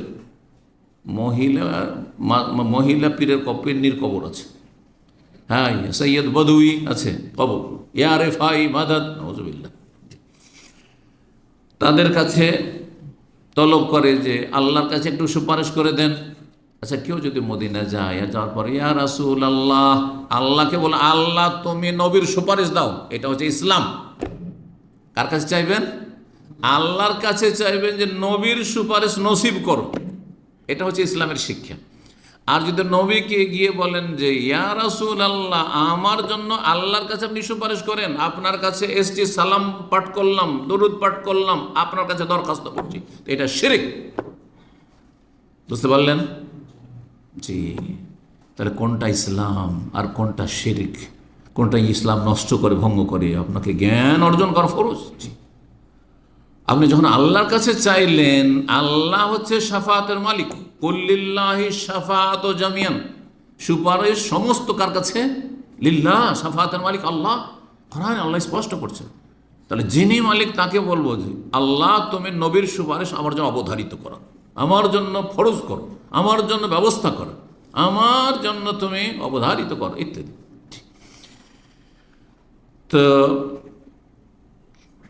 এইরকমই তাদের উপর ভরসা রাখে, যেসবকে মাধ্যম মনে করে তাদের ভরসা যে উনি ঠিক থাকলেই হলো, খাজা বাবা ঠিক থাকলেই হলো, হ্যাঁ, বড় পীর হ্যাঁ ঠিক থাকলেই হলো, শাহজালাল ঠিক থাকলেই হলো। আমাদের বাংলাদেশে কোনো দুর্ঘটনা হতে দেবে না।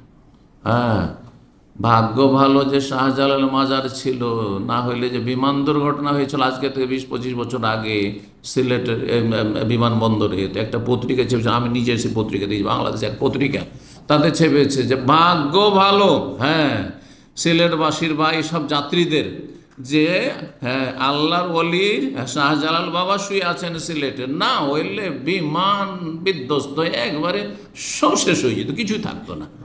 হ্যাঁ, তো বিমানের একটা ডানা ভেঙেছে, কিন্তু বিমানের কিছু হয়নি, আর বিমানের যাত্রীদের কিছু হয়নি। এটা কার?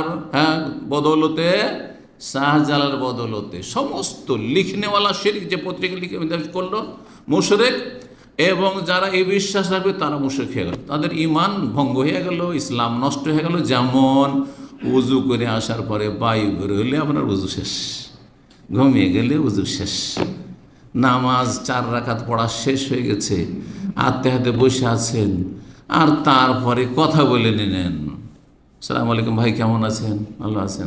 ভাবছেন যে তাড়াতাড়ি লোকটা উঠে যাবে, তো একটু কথা বলেই নি, তারপরে সালাম ফিরব, সব শেষ। ওই দেখুন, সব শেষ। ঠিক করে দলিল সূরা ইউনূসের আয়াত নম্বর 18। আল্লাহ বলছেন ওয়ায়াবুদুনা মিন দুনিল্লাহ, তারা আল্লাহকে বাদ দিয়ে, যারা মুশরিক বহুত্ববাদী, তারা আল্লাহ ছাড়া অন্যকে কি করে, অন্যের ইবাদত করে, অন্য উপাসনা করে। মা লা ইয়াদুররুহুম ওয়া লা ইয়ানফাউহুম, অথচ তারা তাদের ক্ষতিও করতে পারবে না আর তাদের লাভও করে দিতে পারবে না, কিছু করতে পারবে না। যদি আমাদের লাভ করে দিতে পারতো, তো এই বন্যার অবস্থায় তাদের মায়া মমতা নেই, নির্মম হয়ে গেছেন তারা। হ্যাঁ, কত আউলিয়ার দেশ এটা?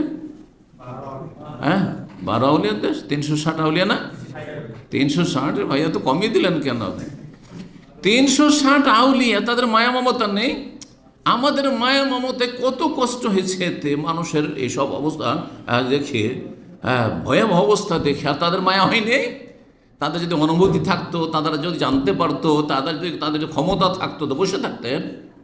হ্যাঁ, তাহলে পানিকে বলতেন কোন ফায়াকুন, বঙ্গোপসাগরে নেমে যেত, সব শেষ হয়ে যেত, কোনো বালা মুসিবত থাকতো না, কোনো বালা মুসিবত থাকতো না, জালেমের জুলুম থাকতো না। আল্লাহ বলছে মা লা ইয়াদুররুহুম ওয়া লা ইয়ানফাউহুম, লাভও করে দিতে পারে না, লসও করে দিতে পারে না, লাভ লস কিছুরই মালিক না তারা। ওয়া ইয়াকুলুনা, তারপরে এই নির্বোধ মূর্খরা বলছে হাউলাই শুফাউনা ইনদাল্লাহ, এরা আল্লাহর কাছে আমাদের জন্য সুপারিশ করবে। এদেরকে ধরো, জিলানিকে ধরো, চিস্তিকে ধরো, অমুককে ধরো, তমুককে ধরো, ওলিয়া আউলিয়া গৌস কুতুব আবদালকে ধরো, এরাই আল্লাহর কাছে সুপারিশ করে দিবে। জি, সুতরাং চরমনায় মরিদ হয়ে যায়, কারণ বাবারা বলে, বাবা চরমনায় হুজুররা বলেছে যে বড় বড় জাহাজ নিয়ে হাসর মাঠে আসবে। চিন্তা কি, নামাজ না পড়লেই বাকি, আর রোজা না রাখলেই বাকি, আর 7 খুন মাপ, কারণ বড় বড় জাহাজ নিয়ে, হ্যাঁ, পীর বাবা হুজুর কিবলা হাজির থাকবে, আর আমাদেরকে একা ছেড়ে জান্নাত যাবেন না। অনেক মরিদরা, অনেক পীরেরা, এক পীরের একবার একটা ক্লিপে অনেক দিন আগে, যদি এগুলো শোনার সময় হয় না, বলছে বাবা গো, না এটা হচ্ছে লন্ডনে গিয়েছে, সিলেটি পীর, কারণ সিলেটিদের সংখ্যা বেশি আপনার ইংল্যান্ডে, তো গিয়েছে ওখানে। আর যাওয়ার পরে সেই পীর, সেই সিলেটি পীর কিন্তু এই বিগত কিছুদিন আগে হালাক হয়েছে। তো সেই পীর গিয়ে বলছে যে আপনারা আল্লাহর হস্তে দান করেন, মানে বকশিস দেন, আর তারপর সে বাবা, হ্যাঁ বাবা আপনাদেরকে ছেড়ে একা জান্নাতে যাবে না, বাবা আপনাদেরকে ছেড়ে একা জান্নাতে যাবে না। এই ধৃষ্টতা, এ কথা নবী করিম সাল্লাল্লাহু আলাইহি ওয়াসাল্লাম বলে যে আমি তোমাদেরকে ছেড়ে জান্নাতে যাব না। নবী সাল্লাল্লাহু জান্নাতে চলে যাবেন, যারা জান্নাতে প্রথমখানে যাদের জন্য জান্নাত ফরজ হবে তার জান্নাত চলে যাবেন, তারপর নবী সাল্লাল্লাহু সুপারিশ করতে থাকবেন, সুপারিশ করবেন, ঠিক না? সুপারিশ চলতে থাকবে। অনেক লোক তার মধ্যে জাহান্নাম চলে গেছে, কত বছর জ্বলতে আছে, তাদের জন্য সুপারিশ হবে। এমনকি হাদিসা আছে জ্বলে জ্বলে কয়লা হয়ে গেছে, সর্বশেষ যে জাহান্নামী, যে এই উম্মতের জাহান্নামী পাপিষ্ঠ জান্নাতে আসবে। তাহলে চিন্তা করুন তো দেখি। তারপরে নবী সাল্লাল্লাহু আলাইহি ওয়াসাল্লাম, অন্যান্য আম্বিয়াগণ, তারা কেউ রাজি হবে না সুপারিশ করার জন্য, নবী সাল্লাল্লাহু আলাইহি ওয়াসাল্লাম সুপারিশ করবেন হিসাবের জন্য। কিন্তু নবী সাল্লাল্লাহু আলাইহি ওয়াসাল্লাম কারো দায়িত্ব নিয়েছেন যে আমি দায়িত্ব নিয়ে নিলাম, বরং এর বিপরীত বহু হাদিস রয়েছে।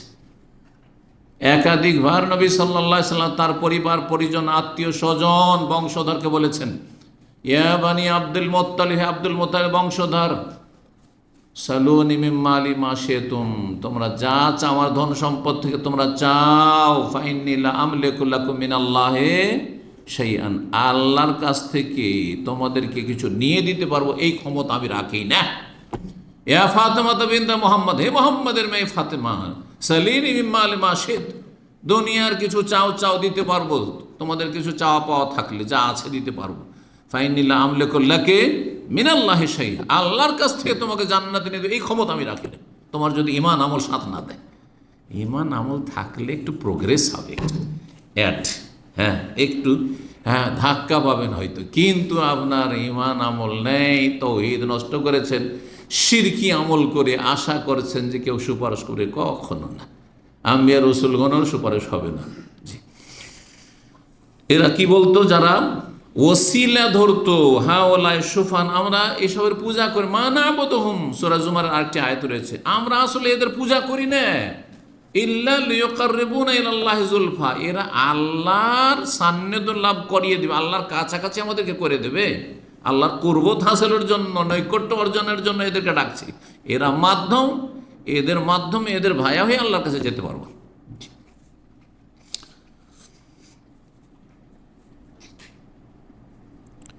ইমাম ইবনে তাইমিয়া রাহিমাহুল্লাহ সম্পর্কে বলছেন, শেখুল ইসলাম, ফামান জালাল মালাইকাতুল আম্বিয়া ওয়াসাইদ, কোন ব্যক্তি যদি ফেরেশতাদেরকে আল্লাহ পর্যন্ত পৌঁছার জন্য মাধ্যম মনে করে, নবীদের কলাম্বিয়া, নবীদেরকে মানে নবীদের মাধ্যমে ভায়া হয়ে আল্লাহর কাছে পৌঁছিব, তাহলে নবী আর ফেরেশতার ক্ষেত্রে যদি অচল হয়, তাহলে কোথায় অন্যরা যারা নবী নয় আর ফেরেশতাও নয়?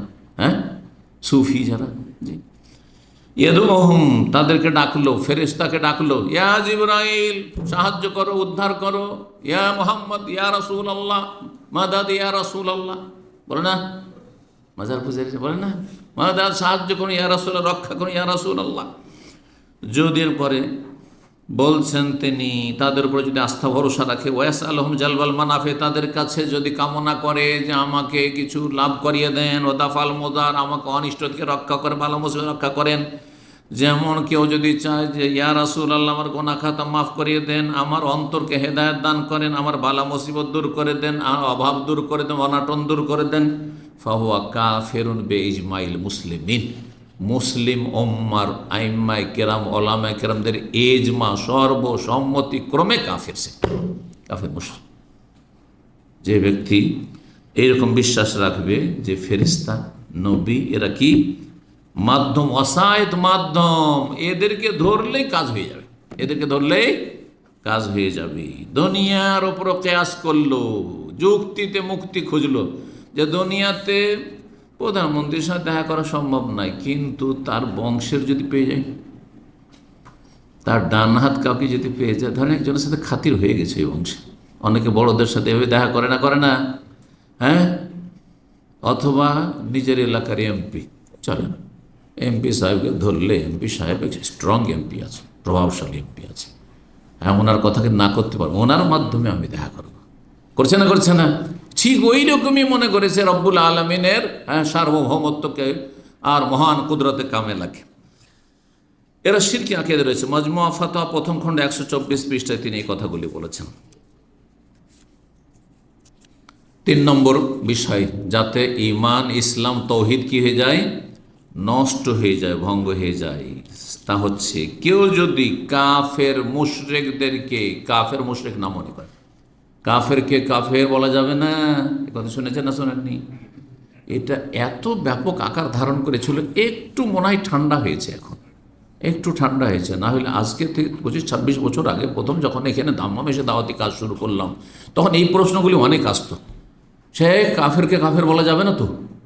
হ্যাঁ, শেখ তো বলতো না, কারণ শেখ বলো মানে ও কিছু শিখে গেছে, তখন কি বলতো, হুজুর কাফেরকে কাফের বলা যেত না, কাফেরকে বলা যাবে না। কাফেরকে কাফের বলে তো মুসলিম বলতে হবে নাকি? তার মানে মুসলিম বলতে হবে, তাহলে হিন্দুকে মুসলিম বলতে হবে, ইহুদিকে মুসলিম বলতে হবে, খ্রিস্টানকে মুসলিম বলতে হবে। তখন হতবাহি জাহাল, মূর্খ তখন হতভম্ব, যে কি জবাব দেব, বুঝতে পারছেন? জি, আশ্চর্য কথাই, বাঙালি সমাজে কথাটি আসলো কোথেকে, কুফরি কথা, যে কাফেরকে কাফের বলা যাবে না, এটি কুফরি কথা, এটা দিয়ে আপনি কাফের হয়ে যাবেন। ওয়াইন সাল্লাহ, ওসামা, নামাজ, রোজা, হজ, যাকাত, দুনিয়ার সমস্ত আমল যদি থাকে, আর যদি মানে ইহুদিকে কাফের বলা যাবে না, ও কাফের না, খ্রিস্টান কাফের না, বুদ্ধিস্ট কাফের না, শিখ কাফের না, জি, কাফের বলা যাবে না, তাহলে আপনি কাফের, আপনি কাফের। সে তো কাফের আছেই, আর আপনি আল্লাহর বিধানকে আপনি অস্বীকার করলেন, সুতরাং আপনি কাফের। জি, এটি তৃতীয় ঈমান ভঙ্গকারী বিষয়। তো বলছেন ইমাম মুহাম্মদ আব্দুল্লাহ রহমান, মাল্লাম ইউকাফির মুশরিকিন, কেউ তো মুশরিককে কাফের না মনে করে, কাফের শাক্কা ফি কুফর, অথবা সন্দেহ করে। অনেক সময় জনকল্যাণমূলক কাজ অনেক করেছে, মাদার টেরেসা, জানেন তো, নাম শুনেছেন এক সময় কলকাতায়, হ্যাঁ, অনেক জনকল্যাণমূলক কাজ করেছেন, না খ্রিস্টান বানিয়েছে, হাজার হাজার মানুষকে বা তারও বেশি খ্রিস্টান বানিয়েছে, বিশেষ করে আদিবাসী, সাঁওতাল আর যারা ওই রকম, হ্যাঁ, তাদেরকে প্রচুর মানুষকে খ্রিস্টান বানিয়েছে। তা আসলে খ্রিস্টান মিশনারির কাজই হচ্ছে এইরকম কিছু জনকল্যাণমূলক কাজ করা, আর কিছু মানুষকে সুবিধা দেওয়া, আর তারপরে আকৃষ্ট করো, আর তারপরে খ্রিস্টান ধর্মের জালে ফাঁসিয়ে দাও। মুসলিমদের ক্ষেত্রে অনেকটাই সাকসেস হয়নি, তারপরেও অনেক ক্ষেত্রে অনেক মুসলিম মুরতাদ হয়ে গেছে। নদিয়া, পশ্চিমবঙ্গের নদিয়া জেলার একটি অঞ্চল রয়েছে, সেখানে অনেক মুসলিমরা মুরতাদ হয়ে গেছে, খ্রিস্টান হয়ে গেছে। এখনও তাদের নামগুলি মুসলিম নাম, কিন্তু সব খ্রিস্টান হয়ে গেছে। এইরকমই বাংলাদেশের আপনার উত্তরাঞ্চলের কথা শুনেছি, জানেন তো আপনারা, সেসব এলাকা পঞ্চগড় এদিক এইসব এলাকায় প্রচুর মানুষ সম্পর্কে শোনা গেছে যে তাদের নাম সব মুসলিম, আর মুসলিম সমাজে বাস করে সব খ্রিস্টান হয়ে গেছে। এইগুলো খ্রিস্টান মিশনের এনজিও। কাফেরদের এনজিওতে কোনো বাধা নাই, কিন্তু মুসলিম এনজিও করলে আপনার পেরেশানি শেষ নাই। কোথায় জঙ্গিবাদের তকমা লাগিয়ে দিবে, আর কোথায় কি করে দিবে, আর কোথায় মিথ্যাবাদী ফাঁসিয়ে দেবে আপনাকে। আউযু বিল্লাহি মিনাশ শাইতানির রাজিম। আল্লাহ রাব্বুল আলামিন সমস্ত অনিষ্ট থেকে হেফাজত করুন, এবং যারা এসব অনিষ্টকারী তাদেরকে আল্লাহ সর্বনাশ করুন।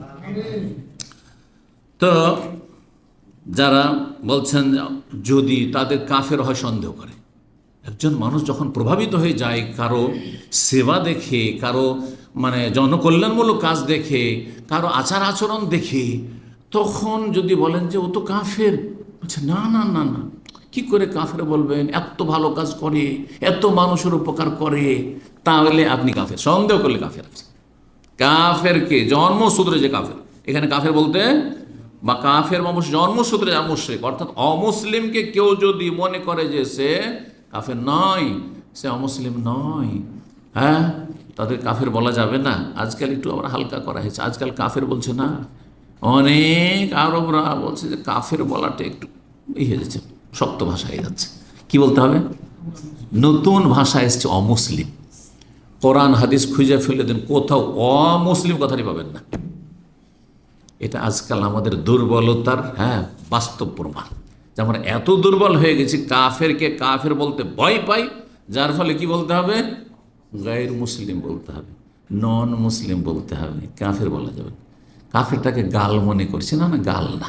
কাফের মানে অবিশ্বাসী, মুমিন বিশ্বাসী, কাফের মানে অবিশ্বাসী। কোনো গাল নয়, এটা কোনো গাল। আপনি বিশ্বাস করেন, মোস্ট ওয়েলকাম, আহলান ও সাহলান, আহলান ও সাহলান। বিশ্বাসী, আল্লাহ বিশ্বাসী, পরকালে বিশ্বাসী, কোরআনে বিশ্বাসী, রসুলে বিশ্বাসী, ভাগ্যে বিশ্বাসী, পাঁচ ওয়াক্ত সালাতে বিশ্বাসী, আহলান ও সাহলান। একবারে বুকে জড়িয়ে ধরবো। আপনি আমার চেয়ে বেশি ক্লিন, কারণ আমি তো পাপি, আমার তো পাপের বোঝা আছে, কিন্তু আপনার কিছু নেই। আপনি আজকে ক্লিন হয়ে গেলেন, মায়ের পেটে ভূমিষ্ঠ হওয়ার মতো হয়ে গেলেন।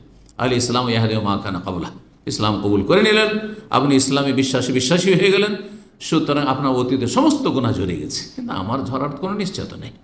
জি, তো বলছিলাম, কেউ যদি সন্দেহ করে যে কাফেরকে কাফের বলবো, এটা কেমন লাগে, অথবা তাদের ধর্মকে ঠিক মনে করলো। অনেক মুসলিম আছে আজকাল, মডার্ন জন্মসূত্রে মুসলিম, দিন ইসলাম সম্পর্কে একবারে জিরো, কথা বোঝা গেছে। তারা বলে এটাও ঠিক ওইটাও ঠিক। যেমন বেদাতি সমাজের কিছু হালকা বেদাতি হুজুর আছে, তারা কি করে, এইটাও ঠিক, মিলাদ করাও ঠিক, মিলাদুন নবীও ঠিক, সিরাতুন নবীও ঠিক, কথা বোঝা গেছে। আর তারপরে আপনার নিয়ত অন্তর করলেও ঠিক, মুখে পড়লেও ঠিক, রফায়দানও ঠিক, রফায়দান না করলেও ঠিক, আমিন জোরেও ঠিক, আসতেও ঠিক, যেখানে হাত বাঁধেন ছেড়ে দিলেও ঠিক, বুকে হাত বাঁধলেও ঠিক, আর নাভের নিচে বাঁধলেও ঠিক। শুনেছেন না এরকম? এটা আরেকটা মানহাজ মতাদর্শ আছে, সব ঠিক, কাউকে একটু অসন্তুষ্ট করতে চাই না, কাউকে টাচ করতে চাই না, সব ঠিক ভাই। তো বিদাতি বক্তাদের একটি লক্ষণ হচ্ছে সব ঠিক, কথা বুঝতে পেরেছেন। আর কিছু ইসলাম সম্পর্কে অজ্ঞ কিছু মডার্ন শিক্ষিত লোক, দুনিয়ার শিক্ষায় শিক্ষিত আছে, যারা বলছে আরে ভাই সবটাই ঠিক, তারাও তো ওপরওয়ালাকে পাওয়ারই চেষ্টা করছে, সুতরাং ঠিক। হিন্দু ধর্ম আপন আপন ধর্ম সবটাই ঠিক, কিন্তু ওটাও ঠিক। আবার বুদ্ধিস্ট আছে, ওটাও ঠিক, খ্রিস্টানদের ওটাও ঠিক, ওরাও ভালো কাজ করছে, ইহুদিদের ওটাও ঠিক। আর তারা কি করছে, একটা উদাহরণ দিচ্ছে। কি উদাহরণ? এর আগেও বলেছি, ঢাকা শহরে আসার জন্য মেলা রাস্তা আছে, আরে কোন একটা রাস্তা দিয়ে আসলেই তো আপনাদের উদ্দেশ্য হচ্ছে কোথায় যাব, গণভবনে যাব। এই যে আন্দোলন সভা চারিদিক থেকে যেখান থেকে আসুক, আসলেন না ঢাকা, উদ্দেশ্য আসল টার্গেট হচ্ছে ঢাকা পৌঁছে গেলেন। বলছে ওই রকমই সমস্ত ধর্ম অবলম্বীর উদ্দেশ্য হচ্ছে ওপরওয়ালা। সুতরাং হিন্দু ধর্ম দিয়েও আসা যায়, খ্রিস্টান ধর্ম দিয়েও আসা যায়, ইহুদি ধর্ম দিয়েও আসা যায়, আর বুদ্ধিজম দিয়েও আসা যায়, আর শিখিজম দিয়েও আসা যায়, আর ইসলাম দিয়েও আসা যায়। এরা মুসলিম নয়, এরা কাফির। এটাই এর ইমান ভঙ্গ হলো। যদি ইমান থেকে থাকে তো ইমান শেষ। এখানে ইমান, ইসলাম শেষ, তার ইমান নষ্ট হয়ে গেল, ইসলাম নষ্ট হয়ে গেল, তাওহীদ নষ্ট হয়ে গেল, ইসলামে কোনো অংশ নেই। বলছেন তারপরে ওয়াহাজান নাখিজ মুজমাউন আলা কুফরে ফাইলিহি, এতে কোনো ইখতিলাফ নেই, যেটা ইখতিলাফি মাসলাহ, এর ওপর এজমা উম্মতে মুসলিমার আবু হানিফা, শাফি, মালিক, আহমদ, আহলে সুন্নাত ওয়াল জামাত, আহলুল হাদিস, মুহাদ্দিসিন, ফুকাহা, সমস্ত উলামায়ে কেরামদের কি রয়েছে? এজমা, ঐক্যমত রয়েছে। এখানে মুশরিক বলতে আল কাফিরুল আসলি, যারা জন্মসূত্রে কাফের বা অমুসলিম, তাদেরকে যদি কেউ মনে করে যে তারা মুসলিম, তাদেরকে কাফের বলা যাবে না, অথবা কাফের কেন বলছেন আপনি, আমার একটু সন্দেহ হচ্ছে, অথবা তারাও তো ঠিকই করছে, তাহলে কাফের। কিন্তু মুসলিম সমাজের যারা বিভিন্ন কুফরি কাজে লিপ্ত আছে, এদের ক্ষেত্রে সতর্ক, সাবধান, ঢালাওভাবে বলা যাবে না। এবং সেই ব্যক্তি মন্তব্য করতে পারবেন না, এখানে যোগ্য বিজ্ঞ ওলামায়ে কেরামদের ভূমিকা কাজ করবে। সাধারণ মানুষ আবেগে ফতোয়াবাজি করলে হবে না। আপনার বিরোধী, ও তো নাস্তিক, ও তো বেটা কাফের, ও তো ইসলামের দুশ্মন, এই কথা বলার কোনো চান্স নেই, কোনো সুযোগ নেই। আপনার এই অধিকার নেই, আমার অধিকার নেই, আমার অধিকার নেই। যদি দেখেন যে স্পষ্ট কুফরি কাজে লিপ্ত কেউ, ধরেন একজন জন্মসূত্রে মুসলিম কিন্তু বড় শিরক বা বড় কুফরি দেখছেন, এমন একটা কথা বড় কুফরি, বেশ কিছু এইরকম নেতা মাথা আছেন না মুসলিম সমাজে, কোরবানি করে কি হবে? এত রক্তপাত করে আর এত টাকা লস করে দেশের অর্থনীতি নষ্ট করা হচ্ছে না? কথা বলেছে না, বলেনি? কথাটি কুফরি কিনা? বলবো কথা কুফরি, কিন্তু সেই ব্যক্তি কাফের কিনা এর জন্য এত সহজে ফতোয়া দেওয়া যাবে না। কাফের বলে আখ্যায়িত কাজ, এটাকে তাকফির বলা হয়। কাফের বলে, কাফের ট্যাগ লাগাবার জন্য, কাফের বলে আখ্যায়িত করার জন্য কিছু কন্ডিশন, শর্ত রয়েছে। সে শর্তগুলি বিদ্যমান থাকতে হবে। কিছু বাধা রয়েছে, যেই বাধাগুলি দূরীভূত হয়েছে কিনা, যদি বাধা থাকে এখনো, অথবা কোনো শর্তগুলি যদি অসম্পূর্ণ থাকে, তাহলে কাফের বলা যাবে না। হতে পারে সেই ব্যক্তি মূর্খ, আর কোনোদিন কোনো আলেমের কাছ থেকে জানার তার সুযোগ হয়নি বিষয়গুলি, বিষয়টা জানার সুযোগ হয়নি, অথবা সে কোনো জায়গা তাকে বাধ্য করা হয়েছে, নিরুপায় হয়ে বলেছে, ইকরাহ, জবরদস্তি করা হয়েছে। যেমন ধরেন আজকাল সোশ্যাল মিডিয়ায় দেখছেন যে এক শ্রেণীর জালেমরা রাস্তায় একজন মুসলিমকে ধরে নিল, আর তারপরে বলছে, এই বল, কি বলছে? জয় শ্রীরাম, জয় কৃষ্ণ। আপনি একজন মুসলিমের মুখে শুনে নিলেন আর বলে দেন যে তুই দেখে জয় শ্রীরাম বললো, তো কাফের হয়ে গেছে, বলবেন নাকি? না, ও কাফের নয়, কারণ এই ব্যক্তি নিরুপায় হয়ে বলেছে। কথা বোঝা গেছে? সুতরাং জন্মসূত্রে যারা মুসলিম, তাদেরকে কাফের বলা সাধারণ মানুষের কাজ নয়, আর একজন দুজন আলেমের কাজ না। দেশের বিজ্ঞ আলেমরা তাহলে সেই বিষয়টি যদি তদন্ত করতে হয়, সেই বিষয়ে যদি কোনো একটা ফতোয়া দিতে হয়, তাহলে সবাই বসে আলাপ আলোচনা করবেন সব দিক নিয়ে, আর তারপর হুজ্জত কায়েম করবেন যে আপনি কিন্তু এটা কুফরি কথা বলেছেন, আপনি এতে ফিরে আসছেন কিনা। যদি ফিরে আসে আহলান ওয়া সাহলান, যদি বলে যে না আমি যেটা বলছি সেটাই, যে সব ধর্মই ঠিক, তাহলে তখন বলা যাবে যে কাফের, তখন তুমি কাফের। এই জন্য কোনো মুসলিম ভাইকে আপনি আবেগে কাফের বলে দিলে আপনার কাফের হওয়ার সম্ভাবনা বেশি। এই জন্য আমরা বলি কাজটি কুফরি, কাজটি কুফরি। অথবা আমভাবে তাকফিরে আম করা যায়, যেই ব্যক্তি আল্লাহ ছাড়া অন্যকে সেজদা করবে সেই ব্যক্তি কাফের, সেই ব্যক্তি মুশরিক, এ কথা বলা যায়, এ কথা ঠিক, সত্য কথা এটা। কিন্তু একজন লোককে, জনক ব্যক্তি আপনি দেখছেন যে সেই ব্যক্তি কি করলো, আপনার চোখের সামনে মাজারে সেজদা করে দিল, আপনি বলবেন যে তুমি কাফের, এ কথা আপনার বলার ইখতিয়ার নেই। এটা তাকফির মুআয়্যান, নির্দিষ্ট ব্যক্তিকে হ্যাঁ, নির্দিষ্ট একটি দলকে ঢালাওভাবে, নির্দিষ্ট একটি পরিবারকে ঢালাওভাবে কাফের, এরা সব নাস্তিক, এটা বলা যাবে না। এটা বোঝা গেছে? অমুক ব্যক্তি নাস্তিক, এটা আপনার বলার অধিকার নেই।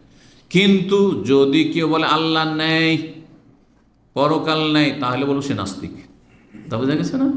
জান্নাত নেই, জাহান্নাম নেই, অথবা অলি আউলিয়া দিতে পারে, তখন বলবো যে সে কাফের। কিন্তু ওই ব্যক্তি নির্দিষ্ট করে নাই, যারা এরকম বলবে, যারা এরকম বিশ্বাস রাখবে, যারা এই যে একটা হচ্ছে আমভাবে বলা, আর একটা হচ্ছে খাসভাবে নির্দিষ্ট করে বলার ক্ষেত্রে বেশ কিছু শর্ত রয়েছে আর বেশ কিছু বাধা নিষেধ রয়েছে। কথাগুলি যেন মনে থাকে, আর আমরা আবেগে কখনো কোনো আক্রোশের ভিত্তিতে কারো ওপর আমরা ট্যাগ লাগাবো না। জি, মুসলিম সমাজের কেউ যদি হয় আর ইসলামের একবার সুস্পষ্ট বিষয় যদি অস্বীকার করে, তখন কাফের বলা যাবে। এমন সুস্পষ্ট বিষয় যেটা জানাটা স্বাভাবিক বিষয়, যেমন আল্লাহ সম্পর্কে, আল্লাহ এক, পরকাল, রাসূল। এখন একজন জন্মসূত্রে মুসলিম আর মুহাম্মদ সাল্লাল্লাহু আলাইহি ওয়াসাল্লামকে রসুল মনে করেন না, তারপরে বলছেন না কিছু বাধা আছে। আর কিছু বাধা আছে? স্পষ্ট বিষয় এটি, বোঝা গেছে না? রিসালাতকে অস্বীকার, কোরআন আল্লাহর কিতাব অস্বীকার, কাফের। জি। তো বলছেন কেমন আনকার আল বাস ওয়াল কিয়ামা, কেউ যদি পুনরুত্থানকে অস্বীকার করে, কিয়ামতকে অস্বীকার করে, অথবা কোরআন একটি আয়াতকে অস্বীকার করে, একটি আয়াত অস্বীকার করে, আমি এটি আয়াত মানি না, এটি আমি এই সূরাটি আমি বিশ্বাস করি না, এই বিষয়টা আমি চোরের শাস্তির বিধান বিশ্বাস করি না, ও কাফের। জি, ইত্যাদি, তখন মোরতাদ বলা যাবে। 4 নম্বর ঈমান ভঙ্গকারী বিষয় হচ্ছে, যেই ব্যক্তি বিশ্বাস করবে আন্না হাদিয়া গায়রিন নবী আকমালু মিন হাদিহি, নবী সাল্লাল্লাহু আলাইহি ওয়াসাল্লামের নিয়ে আসা আদর্শ ছাড়া অন্য আদর্শ বেশি পারফেক্ট, বেশি ভালো। কেউ যদি বলে ইসলামের চাইতেও ভালো হচ্ছে অন্য কোনো ধর্ম, অন্য কোনো মতবাদ, যেমন কেউ যদি বলে যে জাতীয়তাবাদ হচ্ছে ঠিক, অথবা গণতান্ত্রিক পদ্ধতি হচ্ছে ঠিক, আর যেটা আবু বকর, ওমর, ওসমান, আলী তাদের খেলাফতের যেটা পদ্ধতি ছিল সেটা পরে, সেটা 2 নম্বরে, তাহলে সে ব্যক্তি কাফের। কারণ নবী সাল্লাল্লাহু নিয়ে আসা আদর্শকে সে পেছনে সরিয়ে দিয়ে মনে করলো যে অন্য কোনো আদর্শ হচ্ছে বেশি পারফেক্ট। যেমন আজকাল মেলা মতবাদ আছে, সমাজবাদ, পুঁজিবাদ আছে না নেই, তারপরে মার্ক্সবাদ, মাওবাদ, কত রকম বাদ আছে, তারপর গণতন্ত্র, তন্ত্রবাদ বলে, আর না হয় তন্ত্র বলে, যত তন্ত্র মন্ত্র আছে আর যত বাদ আছে সবগুলিকে বাদ দেন। আমি এই কথাটি অনেক আগে বলেছি, যত বাদ আছে আর যত তন্ত্র মন্ত্র আছে সবগুলিকে কি করেন? বাদ দেন। এটা হচ্ছে তাগুতকে অস্বীকার করা। ফামান ইয়াকফুর বিত তাগুত ওয়া ইউমিন বিল্লাহ, তাহলে আল্লাহর প্রতি ঈমান কায়েম হবে, না হলে কায়েম হবে না। আগে ক্লিন করতে হবে এসব বাদ থেকে, আর ইজম থেকে, আর মতবাদ থেকে, আর বাদ মানে ইজম, আর তারপরে তখন ইউমিন বিল্লাহ, আল্লাহর প্রতি লা ইলাহা ইল্লাল্লাহকে এখানে বসাইতে হবে, এখানে বসাইতে হবে, আর তারপরে সে অনুযায়ী জীবনযাপন করতে হবে। এর নাম হচ্ছে ঈমান, ইসলাম। কেউ যদি মনে করে যে ইসলাম ছাড়া অন্য কোনো আদর্শ হচ্ছে বেস্ট, আও আন্না হুকমা গায়রি আহসান হুকমিহি, অথবা অন্যের বিচার পন্থা, অন্য আদর্শের বিচার বিভাগ আমাদের চাইতে ভালো। যেমন আজকাল সারা পৃথিবীতে অধিকাংশ মুসলিম বিশ্বেও, অমুসলিম দেশে তো আছেই, যেই আইনগুলি দিয়ে বিচার বিভাগ পরিচালনা হচ্ছে সেটা হচ্ছে ব্রিটিশ ল, তাই না? জি, এর জন্য এত বছর জেল, আর এই যে কেসের প্রক্রিয়াগুলো, আর তারপরে খুনের কেসের প্রক্রিয়া কেমন, চুরি ডাকাতির কেসের প্রক্রিয়া কেমন, আর ইত্যাদি ইত্যাদি, এগুলো কেমন, এগুলো কোত্থেকে আসছে? কোত্থেকে এগুলো? সব ব্রিটিশরা 200 বছর আমাদের উপর হুকুমত করে গেছে, তারা চলে গেছে, কিন্তু তাদের আইনগুলো রেখে গেছে। আমরা বলছি স্বাধীন হয়েছে, কিন্তু কিসের স্বাধীন হয়েছে? তাদের আইন কানুন সবগুলি আমরা চলছে। শিক্ষা ব্যবস্থা, শিক্ষা কাঠামো, সমস্ত তাদের শিক্ষা কাঠামো, নাম কে আসতে ইসলামিক সাবজেক্ট একটা থাকবে, ওইটা নাম কে আসতে থাকলো, ইসলামের কিছুই শিখলো না, আর বাকি কি শিখলো? এমন কিছু শিখলো যেগুলো আল্লাহ থেকে সম্পর্কহীন করে দিল। সেকুলারিজম শিখলো, ধর্মনিরপেক্ষতা শিখলো। এটাই না, ধর্মনিরপেক্ষতা বাদ, কেউ বিশ্বাস করে যে আমি সেকুলারিজমে বিশ্বাসী, তাহলে সেই ব্যক্তি মুসলিম না, সে ইসলামের আদর্শের ওপর অন্য আদর্শকে প্রাধান্য দিল। এইরকম কেউ যদি মনে করে যে সুফিবাদকে বিশ্বাস করে, এটা সুফিটাও এটাও বাদ, এটাকেও বাদ দিতে হবে, হ্যাঁ ধর্মের রঙে রঞ্জিত হইলে আপনি রেখে দেবেন, এটা চলবে না আপনাকে। সুফিবাদ হচ্ছে বাদ, মানুষের তৈরি করা সুফিজম, সুতরাং সেটাকে বাদ দিতে হবে। এই মানব রচিত বিধান, এক কথা এর অন্য নাম হচ্ছে মানব রচিত বিধানকে ইসলামের চাইতে শ্রেষ্ঠ মনে করা অথবা সমান মনে করা। আর কয়েকটি আছে, সবগুলি কুফরি হবে, শুধু এক দুটো আছে যেগুলো কুফরি হবে না, ফাসিকি হবে বা জুলম হবে। এক নম্বর হচ্ছে মানি তাকাদ, যে ব্যক্তি বিশ্বাস করলো, শেখের বাজ রাহিমাহুল্লাহ বলছেন আন্নাল আনজামাত ওয়াল কাওয়ান আল্লাতী ইয়াসুন্নুহা নাস আফজাল মিন শরিয়াতুল ইসলাম, যেসব মানব রচিত বিধিবিধান আইন কানুন আছে মানুষের তৈরি করা, সেগুলি ইসলামী শরিয়ার বিধানের চাইতে উৎকৃষ্ট, তাহলে সে কাফের। দুই নম্বর হচ্ছে আও আন্না মুসাওয়াতুন লাহা, মানব রচিত বিধান আর ইসলামের বিধান সমান, চোরের হাত কাটা আর চোরকে 2 বছর জেল দেওয়া সমান, তাহলে সে কাফের। জি। 3 নম্বর আও ইয়াজুজু তাহাকুম ইলাইহা, মানব রচিত বিধান দিয়ে যে আদালতে ফয়সালা হয় তাদের কাছে বিচার চাওয়া ইসলাম বাদ দিয়ে জায়েজ মনে করে যদি, ওয়ালাউ ইতাকাদ আন্নাল হুকমা বিশাদ আফজাল, শরীয়তের হুকুম বেশি ভালো, তবে শরীয়তের হুকুম যদি নাও হয় তাহলে মানব রচিত বিধান দিয়ে যদি ফয়সালা হয় তাহলে সেটাও চলে যদি মনে করে, আর সে বিচার নিতে গেল। এই জন্য নিরুপায় না হইলে মানব রচিত বিধান দিয়ে যেখানে বিচার ফয়সালা হচ্ছে সেখানে আমরা বিচার চাইতে যাব না। আমরা নিজেরাই যদি মীমাংসা করে নিতে পারি তাহলে কখনো যাবো না। জমি জায়গা নিয়ে আপনার ঝগড়া, হ্যাঁ হক নিয়ে ঝগড়া, তাহলে আপনারা নিজেরা সেরে নেবেছে, নিজেরা যদি সেরে নিতে পারেন সবচেয়ে ভালো। আর যদি দেখেন যান না এতে তো বেইমানি করে আমার জমি জায়গায় বাড়িঘর সব নিয়ে যাচ্ছে, তাহলে তখন সেই মানব রচিত বিধান দিয়ে যারা ফয়সালা তাদের কাছে আপনার ন্যায্য অধিকার উদ্ধার করার জন্য আপনি শরণাপন্ন হইতে পারবেন বা তাদের দ্বারস্থ হইতে পারবেন। কিন্তু স্বেচ্ছায় আপনি বিয়ের সাথে একটু ঝগড়া, একটা তালাকের সমস্যা, পারিবারিক স্বামী স্ত্রী সমস্যা, আর দিলেন চট করে দিলেন কেস করে কোথায়, মানবরচিত আদালতে, যেখানে বিচার হচ্ছে মানবরচিত বিধান দিয়ে, আর সেখানে করলো কি পশ্চিম আইনে যে স্বামীর যা ব্যাংক ব্যালেন্স ছিল, যা বাড়িঘর ছিল, সেগুলো ভাগাভাগি করে অর্ধেকটা স্ত্রীকে দিয়ে দিল, যাও লাইফ পার্টনার, যাও ডিভোর্স হয়ে গেল, অর্ধেক দিয়ে দিল। জানেন না পশ্চিমা দেশে অর্ধেক দিয়ে দেওয়া হবে। হ্যাঁ, বরং আমি এরকম জানি যে বাড়ি যদি থাকে তো বাড়িটা দিয়ে দিবে ওই স্ত্রীকে, ওই মহিলাকে, আর স্বামীকে বাড়ি থেকে তাড়িয়ে দেবে, যা ভাগ, জানা বলছে, অথচ বাড়ি আপনার নামে আছে। জায়েজ? হারাম। আপনি বলছেন আমি সরকার দিয়েছে, এটা আদালতে আমি ডিগ্রি পেয়েছি, আমি জিতেছি, হারাম আপনার জন্য, এটা হারাম। এটা মানব রচিত বিধানে ফয়সালাতে সন্তুষ্টি প্রকাশ করলেন, কুফরি, এটি কুফরি কাজ এটি। অথবা কেউ যদি মনে করে, 4 নম্বরে বলছে রাহিমাহুল্লাহ, যে আন্না নিজাম লা ইয়াসলুহু তাতবিক ফিল কারিল 21 শতাব্দীতে দুনিয়া এত উন্নতি করেছে, এখন ইসলামী শরিয়া চলবে না, এগুলো মধ্যযুগীয় আইন, তাহলে সে কাফের। আজকাল মধ্যযুগে বলছে না, এটা কুফরি কথা, ভালো করে মনে রাখবেন, কখনো বলবেন না। যারা বলবে তাদেরকে সতর্ক সাবধান করবেন, তোমার ঈমান গেছে, তুমি এখনো ফিরে আসো, না হলে তুমি জাহান্নামে যাবে। 5 নম্বর হচ্ছে কেউ যদি মনে আন্নাহু কানা সাওয়ান ফি তাখাল্লুল মুসলিমিন, মুসলিমরা এত পিছিয়ে কেন, এই ইসলাম করে পিছিয়েছে। যেমন এক শ্রেণীর একটা হাফেজ ছিল এখানে, নওয়াজুবিল্লাহ, জাহিল হাফেজ। আমাদের দেশের হাফেজগুলো কত জাহিল মূর্খ হয়, সিম্পল হাফেজগুলো যারা আলেম নয়। সেই হাফেজ এক মসজিদে আছে, তাকে কেউ বলেছে একটা ইসলামের মাসলা যে এইভাবে করা উচিত, এটা করা সুন্নত, তো বলছে ইসলামের সবটা মানলে এক পা চলা যাবে না।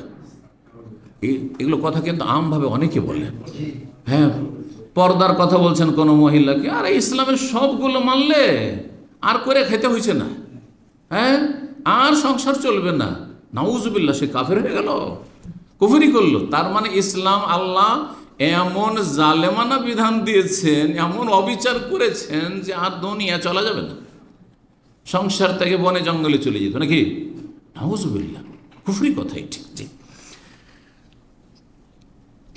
6 নম্বর বলছেন আও আন্নাহু ইয়াহসুলু ফি ইলাকাতিল মারই বিরাব্বিহি দুনা ইয়াতাদাখাল ফি শুউনিল হায়াতিল উখরা ওয়া ইয়াদখুলু ফিহা আইযান, বলছেন অথবা কেউ মনে করলো যে ধর্ম হচ্ছে বাস এখানে, আমি বলি কিন্তু সেকুলারিজম ধর্ম হচ্ছে কোথায়? আরে ধর্ম মনের ব্যাপার, আমার ধর্ম আমি করবো, এখানে আছে। হ্যাঁ, আপনার ব্যাপার আপনি। তারপরে দুনিয়ার সাথে কি সম্পর্ক? একজন হেডমাস্টার উচ্চ মাধ্যমিক স্কুলের, সে একবার আমার সাথে দেখা করতে গিয়ে আরে কথায় কথায় বলে ফেলেছে, বলছে যে আমরা ব্যাংকে যে ইন্টারেস্ট দিচ্ছে সেখানে আবার ইসলামের কি আছে? ইসলাম নামাজ রোজা হজ জাকাত করছি, ব্যাংকে ইন্টারেস্ট দিচ্ছে, অসুবিধাটা কি? নিলাম। নাউজুবিল্লাহ। তাহলে এই যদি অবস্থা, এত উচ্চশিক্ষিত লোকদের, যে MA পাস করেছে আর তারপরে একটা হেডমাস্টার, সুবহানাল্লাহ, তার ছাত্রদের অবস্থা কি হবে? ছাত্ররা কি হবে, কোথায় যাবে? তাহলে এরা কেন নাস্তিক হবে না, কেন বেদিন হবে না? আল্লাহুল মুস্তাআন। জি, তো শুধু ব্যক্তি জীবনের সাথে ধর্মের সম্পর্ক, পারিবারিক জীবনের সাথে কোনো সম্পর্ক নেই, সমাজের সাথে ইসলামের কোনো সম্পর্ক, ধর্মের কোনো, ধর্ম শুধু এখানে রাখেন। ধর্ম মানে মসজিদ, ধর্ম মানে মন্দির, ধর্ম অন্য অন্য ধর্মের সম্পর্কে যেমন ধারণা, ইসলাম সম্পর্কে তাদের ধারণা ধর্ম মানে মোল্লার দৌড় মসজিদ। ধর্ম, আপনি রাস্তাঘাটে ধর্মের কথা বলবেন না আপনি। হ্যাঁ, ব্যবসা বাণিজ্য আবার ধর্মের কথা বলবেন, এটা হালাল ওইটা হারাম, এটা বলবেন না আপনি। জি, 7 নম্বর, হ্যাঁ, ইমান ভঙ্গকারী বিষয় মানে একটি নবী যে বলছে মানব রচিত বিধান দিয়ে ফয়সালা করলে 7 নম্বর ওইটার ভাগ বলছি। মাইয়ারা, কেউ যদি মনে করে আন্না ইনফাজা হুকমিল্লাহ ফি কাতিয়াতিল সারিকি আও রাজমিজ জানিল মুহসান লা ইউনাসিবুল আসরাল হাজির, দণ্ডবিধানগুলি আজকাল বাস্তবায়ন করা এই যুগ উপযোগী নয়। আজকালকার যুগে চোরের হাত কাটা চলবে না, অচল। আজকালকার যুগে জেনার শাস্তি দেয়, মৃত্যুদণ্ড দেওয়া, অথবা 100টি বেত্রাঘাত করা অবিবাহিতাকে, এগুলো অচাল, এগুলি আসলে এই যুগের জন্য নয়। তাহলে সেই ব্যক্তিও কাফের হয়ে যাবে, তার ঈমান ভঙ্গ হয়ে গেল। 8 নম্বর, কেউ যদি মনে করলো মানে এতাকান্না ইয়াজুজুল হুকম বিগাইরি শরিয়াতিল্লাহ ফিল মুআমালাত আবিল হুদুদ আও গায়রিহিমা, কেউ যদি মনে করে আল্লাহর শরীয়ত ছাড়া অন্য কিছু দিয়েও বিচার করা যাবে দুনিয়াবি ব্যাপারে, দুনিয়ার বিষয়, লেনদেনের বিষয়ে, ব্যবসা বাণিজ্যের বিষয়ে, হ্যাঁ, চলাফেরার বিষয়ে, বিবাহ শাদীর বিষয়ে, তালাকের বিষয়ে, এগুলো বিষয়ে, হ্যাঁ, জরুরি নয় যে ইসলামের আলোকে সেগুলি করতে হবে। কেউ যদি মনে করে, তাহলে সেই ব্যক্তি কাফের হয়ে যাবে। কাফের কখন হবে না? যখন একটি ফয়সালা করছে কিন্তু সেটা জানছে যে এটা হারাম, কিন্তু কেন করছে? বলছে ভাই আমাকে, আমার চাকরি কি করব, আমার তো পেট চলে না, আমি জানছি যে এটা গুনহার কাজ, ওনার কাজ, এটা জানছি, নাজায়েজ কাজ আমি জানছি, মানছি, কিন্তু আমি কিসের জন্য করছি? এই জন্য করছি, আমি দুনিয়ার একটা স্বার্থে করছি। তখন তাকে কাফের বলতে পারবেন না, তখন তাকে কাফের বলতে পারবেন না। কয়টি বললাম? 4টি নিয়ে আলোচনা হয়েছে, তাই না?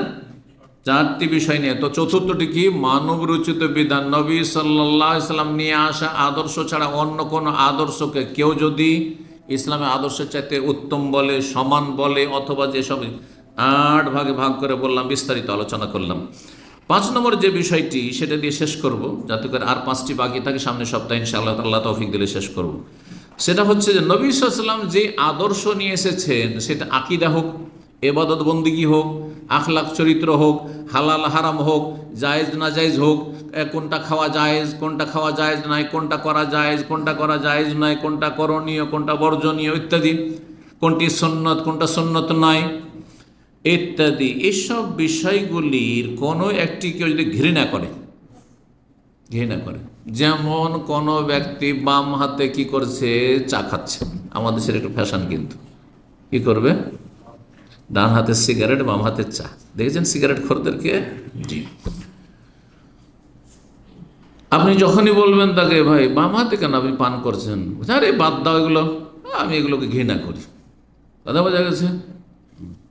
একজন লোক, একজন মুসলিম, মাদ্রাসা পড়েছে একসময়, কেমনভাবে মানুষ মুরতাদ হয়ে যায়, আমার চোখের সামনে কথাটি। আমার তখন বয়স মাত্র 17-18 বছর। শিক্ষিত মানুষ, মাদ্রাসা থেকে সে কওমি মাদ্রাসা থেকে আলিয়া মাদ্রাসা থেকে সে হাই স্কুলের বা উচ্চ মাধ্যমিকের সে আরবির টিচার, নাউজুবিল্লাহ। তারপরে সে বলছে মানুষ নামাজ বলছে, অনেক নামাজ পড়েছি, এখন নামাজকে দেখলে গায়ের জ্বালা হয়, নামাজকে দেখলে আমার গা জ্বালা হয়। এ কথাটা কি? কুফর, ঈমান ভঙ্গকারী বিষয়, ঈমান নষ্ট হয়ে গেল, যা ছিল সব শেষ। দলিল কোরআনে কারীমের আয়াত, মহান আল্লাহ বলছেন যালিকা বিআন্নাহুম কারিহু মা আনজালাল্লাহ, সূরা মুহাম্মাদের আয়াত। আল্লাহ বলছেন শোনো, এরা কেন কাফের হয়ে গেছে, মুনাফিকরা কারিহু মা আনজালাল্লাহ, যা আল্লাহ নাজেল করেছেন সেই নাজেলকৃত বিধানকে তারা ঘৃণা করেছে। কেউ যদি ঘৃণা করে ফা আহবাতা আমাল, সুতরাং তাদের আমলকে আল্লাহ বরবাদ করে দিলেন, নষ্ট করে দিলেন। এখন তাহলে উদাহরণ দিই, বহু মানুষ আছে মুসলিম সমাজে যারা দাড়িকে ঘৃণা করে, দাড়িকে ঘৃণা করে। এগুলো মোতাবাদের কাজ, মোল্লাদের কাজ। হ্যাঁ হ্যাঁ, নেগলেক্টেড মনে করে। হ্যাঁ, আমি একজন ভালো টেকনিশিয়ান, আমাদের দিনী ভাই এখানেও আছে, তখন ভালো টেকনিশিয়ানকে একবার তাকে বড় একটা প্রতিষ্ঠানের জন্য আমি সার্টিফাই করলাম যে খুবই ভালো টেকনিশিয়ান, কিন্তু সে যখন নিজেকে ফেস করলো এই বড় বড় দাড়ি নিয়ে, তখন মনে করছি তো মোল্লা হুজুর। তারপরে তাকে আর নিল না। আর তারপরে জানতে পারলাম যে সেই বিল্ডিংয়ে কাজ করেছে আমাদের সেই টেকনিশিয়ান ভাইয়ের ছাত্র। মানে এখানে সে পেটের গরজে সে এসি টেকনিশিয়ান হয়েছে, তাকে দিয়ে কাজ করিয়েছে, আর কাজ এত বাজে কাজ করেছে, 1 বছরও যায়নি ওই এসিগুলো। তাহলে ধারণাটা কি দাড়িওয়ালা সম্পর্কে? দাড়িওয়ালা মানে নেগলেক্টেড, এরা দাড়িওয়ালা মানে হ্যাঁ না, এই চলবে না। আচ্ছা, হোটেলে 3 স্টার হোটেল দাড়ি নিয়ে গেছে আমাদের এক ভাই, ইন্টারভিউ দিয়েছে, সব কিছু ভাষাতে এক্সেলেন্ট, সব কিছুতে পাস। বলছে দাড়ি মুন্ডা এসো, তাহলে চাকরি আছে তোমার। তাহলে কি এটা? আপনি দাড়িকে ঘৃণা করছেন, সুতরাং এটি কুফরি।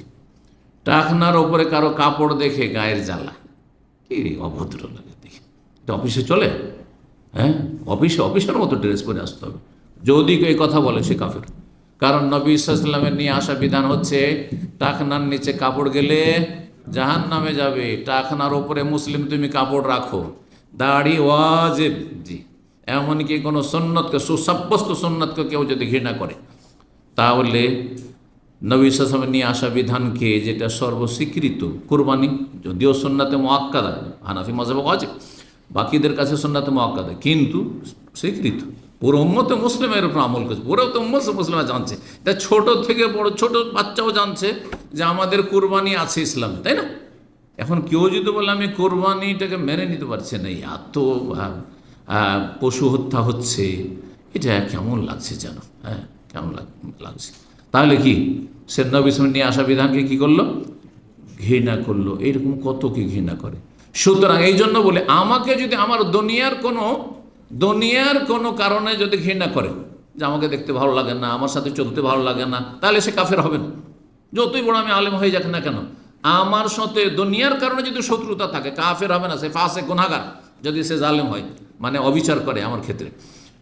কিন্তু যদি আমার ধার্মিকতার দাড়ির কারণে আমাকে ঘৃণা করে, আমি আলেম, সহি আকিদার সেই জন্য ঘৃণা করে, সহি আকিদার উপর তার ঘৃণা, হ্যাঁ কোরআন সুন্নাহর হ্যাঁ দাওয়াতের উপর তার ঘৃণা, এইরকমই আমার লেবাস পোশাকের উপর ঘৃণা, কারণ আমার ইসলামিক পোশাক, ইসলামিক বেশভূষা, তাহলে সেই ব্যক্তির ঈমান নষ্ট হয়ে যাবে, সেই ব্যক্তির ঈমান নষ্ট হয়ে যাবে। ভালো করে শুনেন,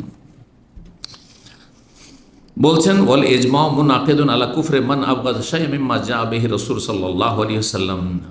এই ব্যাপারে ইজমা রয়েছে, ঐক্যমত রয়েছে যে রাসূলুল্লাহ যা কিছু নিয়ে এসেছেন তা যদি কেউ ঘৃণা করে, তার সাথে বিদ্বেষ রাখে, তাহলে সেই ব্যক্তি কাফের হয়ে যাবে। ইমাম বহউতি রাহমাহুল্লাহ কাশফুল কেনা 6ষ্ঠ খণ্ড 168 পৃষ্ঠায় এই বিষয়টি উল্লেখ করেছেন। সুতরাং বিষয়টি এত সহজ নয়।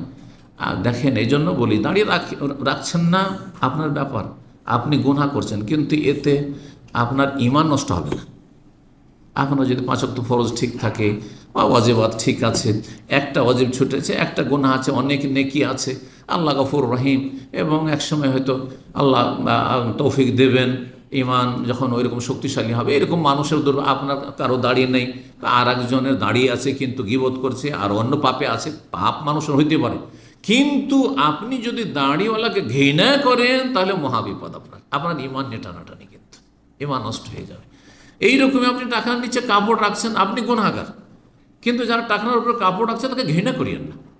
যারা টাকার উপর সুন্নতি কাপড় রাখছে, ইসলামিক কাপড় রাখছে, তাকে ঘৃণা করিয়েন না আপনি, কারণ ইসলামের জন্য কাউকে ঘৃণা করিয়েন না। যদি ঘৃণা করেন তাহলে আপনার জন্য মহাবিপদ। আল্লাহর বোঝার তৌফিক দান করুন, সংশোধনের তৌফিক দান করুন, গুনাহ খাতা মাফ করুন, এবং আল্লাহ রাব্বুল আলামিন এই কথাগুলিকে কবুল করুন, এবং আমাদের সকলকে আল্লাহ রাব্বুল হেদায়েতের উপর প্রতিষ্ঠিত রাখুন। সাল্লাল্লাহু আলাইহি ওয়া সাল্লাম আলা আলিহি ওয়া সাহবিহি আজমাইন।